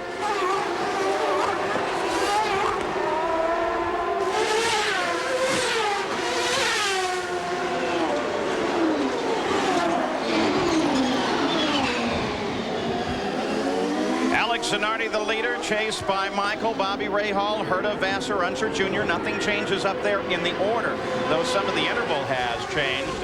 Zanardi is able to pull out some distance, apparently, with Michael trying to get past. Hero, who been now lapped for the second time in the day, and what it's done is given a 5-second cushion between Zanardi and second place Michael Andretti. All three, in terms of crew chiefs, had expressed different concerns relating to fuel consumption. This track is notoriously tough on fuel. The Mercedes people and the Honda people, I think, more concerned than the Cosworth people. We've already learned that they told Zanardi that he's got to conserve a little bit. They normally expect yellow because of the configuration of this track and incidents. We haven't had yellow thus far. If they get 10 laps of yellow, that erases the fuel concerns. We'll keep an eye on it. Well, Zanardi's been trying to get around P.J. Jones. This was just a few seconds ago, and it's not as easy as it looked. P.J. apparently was. Oh! Zanardi gets in trouble trying it again. He tried it in the same spot where he had a problem. This is what we were talking about. It's very difficult to pass it, and they are dangerous spots. He's out. That's his race. And his championship. And more than likely his championship. Alex Zanardi climbs out. He's going to be furious. You saw him. We're just showing in the replay where he tried it once, then he tried it again, and it got him into the wall. He'll come in here. Now he's going to go around the outside. PJ doesn't see him. He's taking the race in line. Boy, he got up there. PJ, I don't think ever saw him on the outside like that. Boy, that was a lucky maneuver. He's going to be very upset. Look at him just pulling that off, throwing his baklava and his, whoa, he's upset. And a frightening situation when he rolled up like that, almost put his head up into the barrier fence. Yeah, but you can tell. See the mark on there was a little black mark right on top of his helmet where it looked like it rubbed across something. But he's more upset, not about the incident, but he's upset about the results. Took him out of the championship, took him out of another race win. He had this race handled in the early laps, certainly had the fastest car on the track, but that incident gives it over to Michael Andretti. Bobby Rahal comes forward into second place. Oh, look at this anger. He's looking for somebody to shakes off his PR guy, Michael Knight. See, he comes in here again, and that's the racing line that Parnelli Jones has taken. But look at this. Well, and as a result of this and some other debris on the track, they're going to go full course yellow. That means, of course, that the field will bunch up. The pace car will come up. And Mike's trying to say Alex does not want to talk at all. I think Alex does, but everybody would prefer he doesn't. We've gone back into the paddock area. This is the transporter for Ganassi Racing. Chip Ganassi has just come out. Alex Zanardi is secreted back in there, and I think Chip is going to be the spokesman for this crew. They are talking and doing different interviews of the internationals. The Canadian broadcast crew has them right now, and I don't know if we can get a signal from behind this transporter or not, but we'll be sure and try to get a word from Chip Ganassi as well. But he was very angry when he came back to try to console his driver, who's been, as we told you, on such a tremendous tear in the last 6 events. Started from the pole position. The rookie driver set this thing on fire, and he's had that incident. And I have never seen any kind of emotion like that out of Alex Zanardi since he joined the IndyCar ranks. Not anything close. Well, I think we're going to go green, so we get a word with Ganassi. We will. All right, while we watch this, let's go back to Gary. Chip Ganassi, what were you able to tell or try to console your driver? Well, obviously, Gary, it was an unfortunate incident. I mean, you know, when you have these back markers not giving way to the leader of the race, I don't know what this racing's coming to, but I mean, we have to get, it was obviously an unfortunate incident. Does this detract at all now from the business of trying to clinch a championship with your other driver, Jimmy Vasser? No connection. None whatsoever. We're out to win it now. All right. Thank you, Chip. But what of that Italian last seen as a very, very hot-tempered? Well, maybe he's calmed down a little, has he, Gary? He's changed clothes. He's come out. Alex Zanardi, have you ever been as angry in your racing career? And tell us why and what happened. No, I've never been that angry because we work hard. We deserve that race. We had a lot of bad luck on Friday. And here I am talking to you. What happened now? Was there an earlier incident where you almost made contact? Was it the same car in a lapping process? No, I didn't have any close contact with anybody because I was trying just to be careful. I knew my car was performing so well that I could pull away again. I lost more than 2 seconds just in one lap behind PJ, and then almost other 2 seconds the following lap. I tried to pass him a couple of times, didn't work. Then that particular lap, I knew he was not going to let me go, so I brake even earlier. And it just stopped in the middle of the circuit, and even God wouldn't have had able to avoid the accident. You're both rookie drivers in this series. Will you go talk to him when this race is over? Wouldn't make any difference. I think it's not up to me to take a position or to do any kind of action. I'm a driver. I'll do my job as best as I can. I hope I'll be back in Laguna and do a good job there. Thank you. You're welcome. Well, his definition of close and mine are apparently a little bit different, too. I thought he was close about 7 times before he got there. Did you see? Zanardi also is carrying an onboard for us today. You look from the pole position, the pace car has already begun to accelerate. They come down the hill through turn 10, the new turn 10, and head for that final right-hand left-hander, right-angle left-hander that will take them to the green flag. Zanardi, Herta on the front row. Green flag is just ahead of that bridge. Zanardi starts the acceleration. The rest of the field still coming off the corner. Looking for the green. The back begins to accelerate. Here we go. The championship is on the line at Laguna Seca as they scream through turn 1, down through turn 2 in the hairpin. Well, when you saw that big puff of smoke back there, I think somebody accelerated too early, had to lock him up.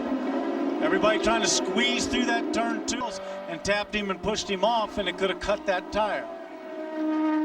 Back at the front of the field, Alex Zanardi, and he has a tremendous lead. Look at that. Back to second place, Brian Herta. And then that fight, Gugelman and Greg Moore. This is the 11th run that Alex Zanardi has led this year, and the 8th race in a row. But Paul, he is just going away. He is gone. We're on the second lap here, and he's just checked out. He's gone. Big move as he comes forward through the field. Jimmy Vasser fighting with Scott Pruitt falls backward, and Michael Andretti stays in position. Now coming back to green flag. And Alex Zanardi leads the field across the line, down through turn 1, that little kink, into turn 2, the hairpin.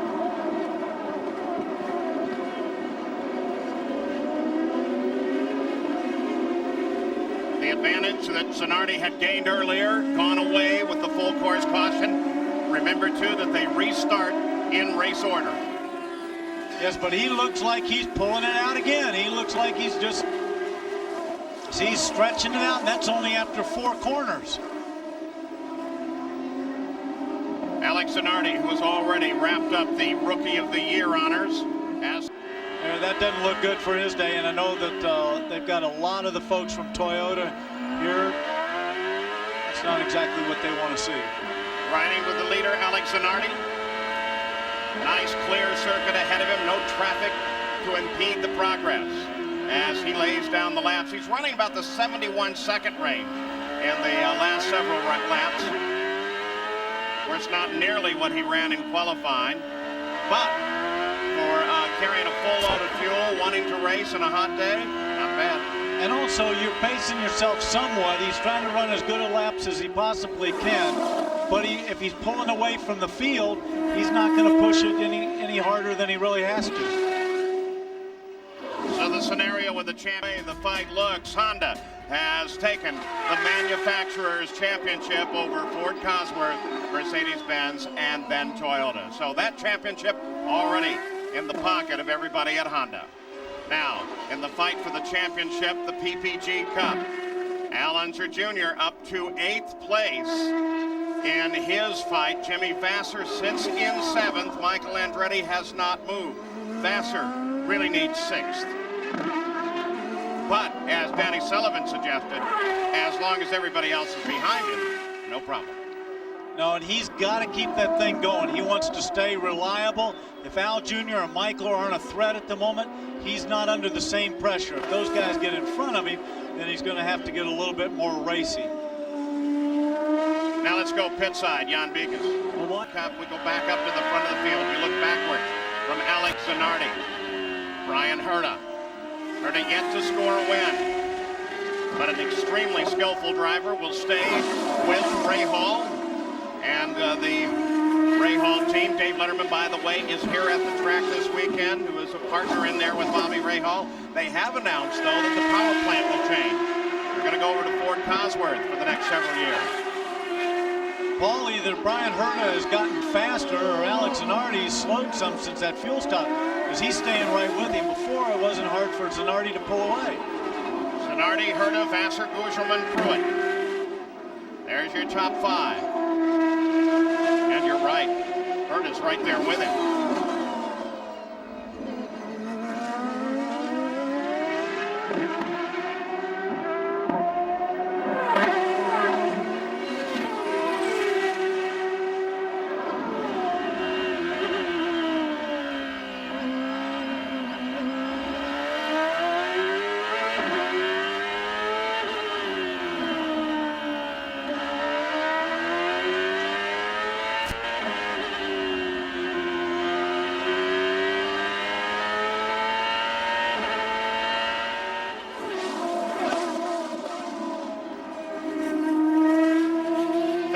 Laps are complete for Alex Zanardi as Brian Herta continues his chase. For the moment, it has broken off as the run continues at Laguna. Another one. Oh, look at that. Look at the fight for the lead, though, as Brian Herta has just grabbed the lead. Brian Herta grabbed the lead coming down into turn 2.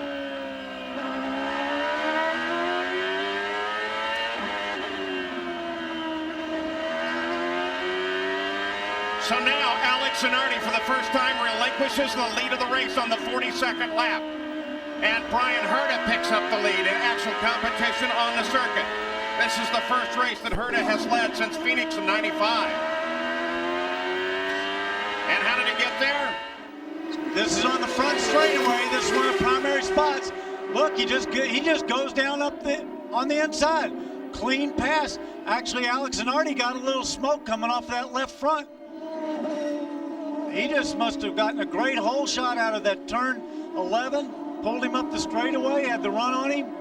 Well, Zanardi was sitting out behind Coyne, but that was a beautiful pass for the lead. Yeah, but Roberto Moreno didn't cause any of that. That was just up the straightaway. And look at this, Brian Herta is pulling away from him. And he's passed Roberto Moreno as well. He's having that win. Well, for the second spot. Yeah, the real key being the championship right now. Well, not Chip Ganassi. Everybody's running with their pencils right now. Calculator's going to figure it out. Gary Gerald?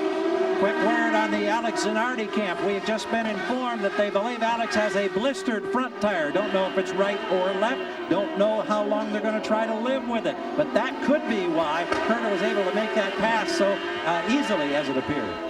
Well, now the calculations are done. That little pass drops Zanardi back into 4th place in the points from 2nd. See that tire? Look at that left front. You can see it right there. See how it's all grained right there? He's got a bad left front tire, but they're probably trying to get inside the window. But what this also tells me is that their car is set up that way. Remember, he took that turn of wing out. He took that turn of... I wouldn't imagine they can keep going with that tire looking like that.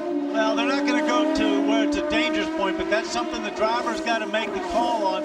It doesn't look terrible, but it certainly doesn't look good.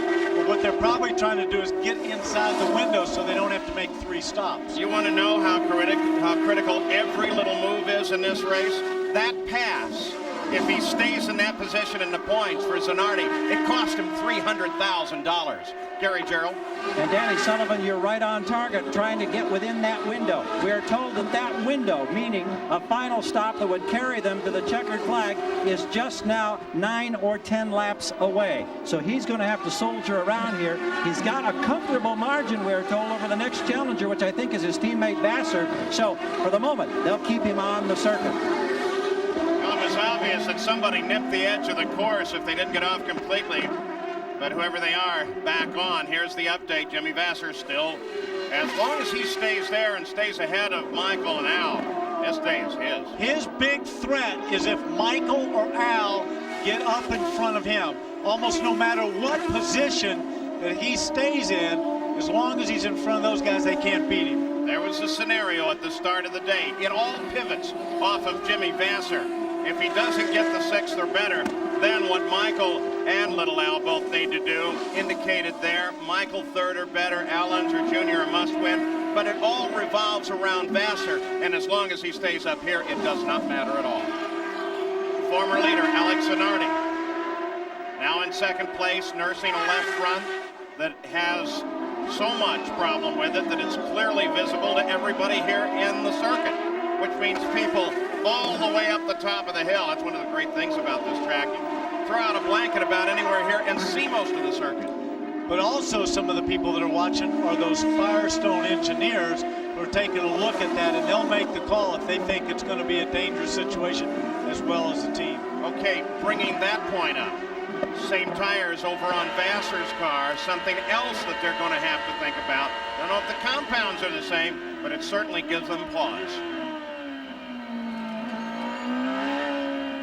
Change of rubber all the way around. We could see the problem with the left front. Brian Herta was in. It was 14-9 and out for Zanardi. Jimmy Vasser is now in, getting his service that should carry him the rest of the distance. We're watching Vasser from our vantage point. Ball right behind Moore. There is Herta with Alex Zanardi now on the charge. Fight is at the front of the field, climbing the hill.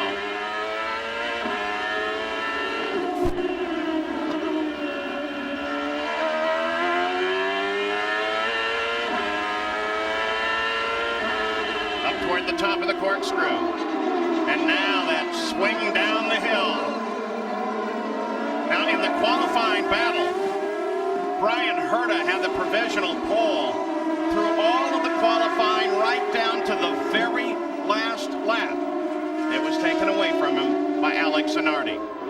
There are those two combatants together on the circuit. Herta leads it.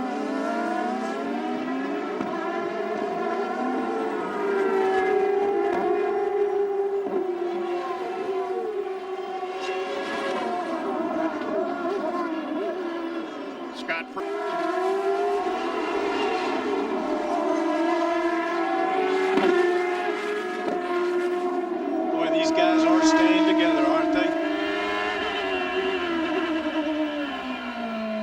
I love just sitting with the onboard. Watch him come up to gear.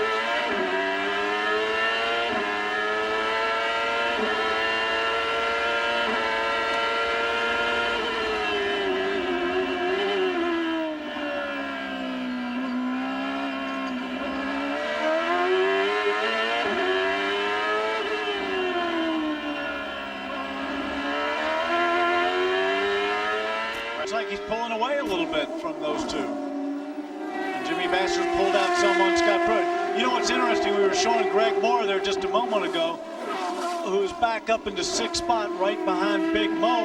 Remember, he tried to pass Big Mo a while ago and spun off, and he's come all the way back up and caught him again. For Herta?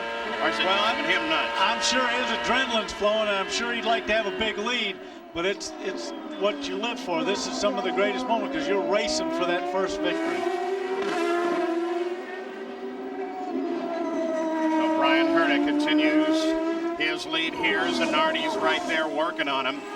The championship will be awarded here, and you'll see the presentation of the PPG Cup during the Canadian Open coverage following this run. Moving now within the final laps of the season with 9 to go. And you see that gap there, that red car that came into view behind these two guys? That was Jimmy Vasser. I can tell you what he's thinking right now. He says, I've got a good lead right here on 4th spot. I've got this championship. I just got to finish it. I'm not going to race with those guys and take a chance on making a mistake or breaking anything. Jimmy Vasser, who cut his racing teeth out here on the West Coast, comes from San Francisco. You name it, he drove it. That Jan Beekes' father, I think, even built some of his quarter-minute motors. Looking for his first IndyCar championship. Couldn't go to a nicer young man. Pure racer. Focuses right on the season all the way. And look at this. I mean, that for the 9 laps to go, look how close these guys are. As you look there with 8 to go, the 8th position, the 9 car, that's Jan Magnussen, Emerson Fittipaldi's ride until the crash at the start of the Michigan 500. And not a solid indication there yet as what is going to happen with both Emerson and with that team for next year. No, I don't. When I talked to those guys over the weekend, nobody knew for sure. I think a lot of that comes down to what Roger wants to do and Carl Hogan. Look at this, though. Now, these guys have a lot at stake. Right out there is Brian Herta. His first win, not very far away. But Alex Zanardi has a lot at stake, so does Chip Ganassi. If he wins that thing, he'd move into second in the championship, like you said. There's a lot of money difference there, but also a first and second in the championship for Chip Ganassi Racing if he were to get by. Brian Herta slams down the gears, heads into the hairpin, Jan Bigas. Yes, and of course the radio communications when you get to the final stages are always great down here on pit road. They're calling Brian Herta, and they keep saying over and over, Brian, you're the man. Brian, you're the man. You can do it. They're trying to give him all the encouragement they can down here from Team Ray Hall. Yeah, but I tell you what, he's got the flying Italian right behind him. Zanardi, there's the radio communication going out from the man on the wall, Chip Ganassi, keeping track of both Jimmy Vasser and Brian Herta from his scoring stand. So Brian Herta leads it. Alex Zanardi's working on him. Jimmy Vasser is in 3rd place. He can get the championship there. When we come back, we'll see how all of this resolves.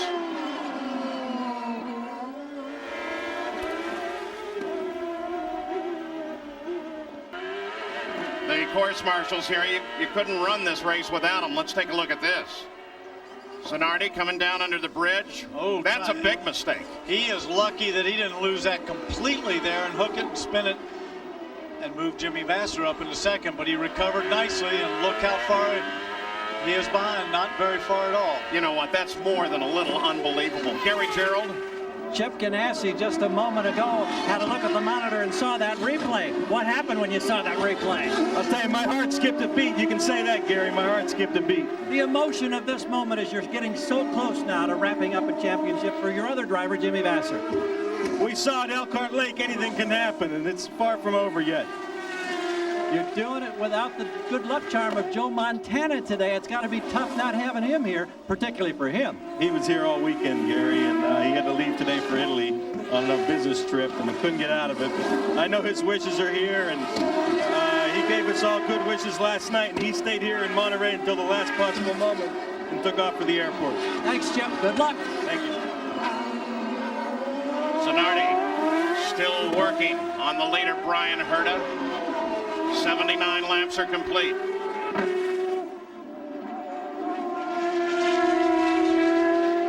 The sweep down the hill, the left-hander onto the pit straight. Climb up over the brow of the hill here, head for turn 1. Flashing across the start-finish line. 80 laps now into the record book. 3 to go.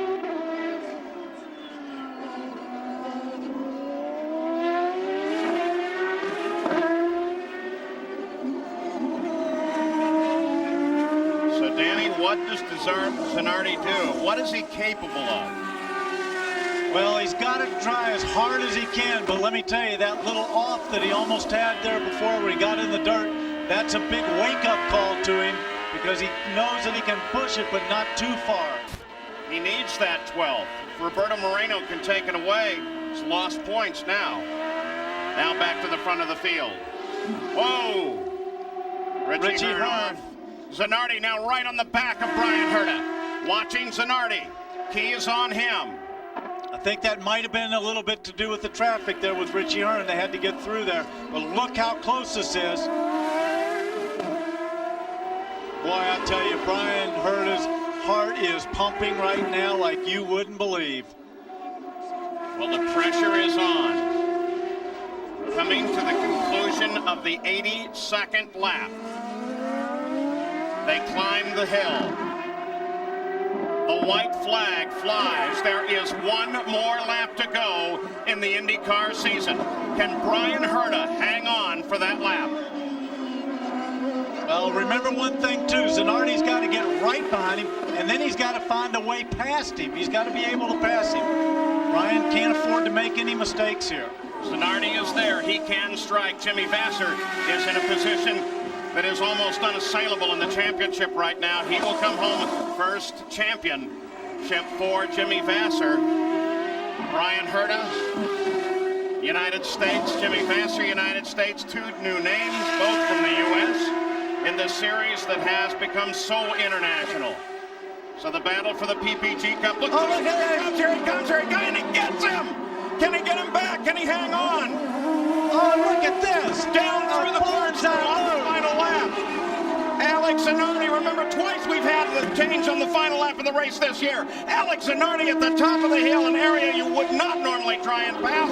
Ducks the inside of Brian Herta, goes all the way off the course on the right-hand side, and Alex Zanardi, with a brilliant move, takes the checkered flag from the pole and the win here at Laguna Seca. Unbelievable. And the championship will go to Jimmy Vasser. Brian Herta finishes in second place. Oh my. This is one of those things that you look forward to, and we're so fortunate to be able to kind of share on the periphery. Here's the team. Here's the champion, Jimmy Vasser, embraced from every direction and right in front.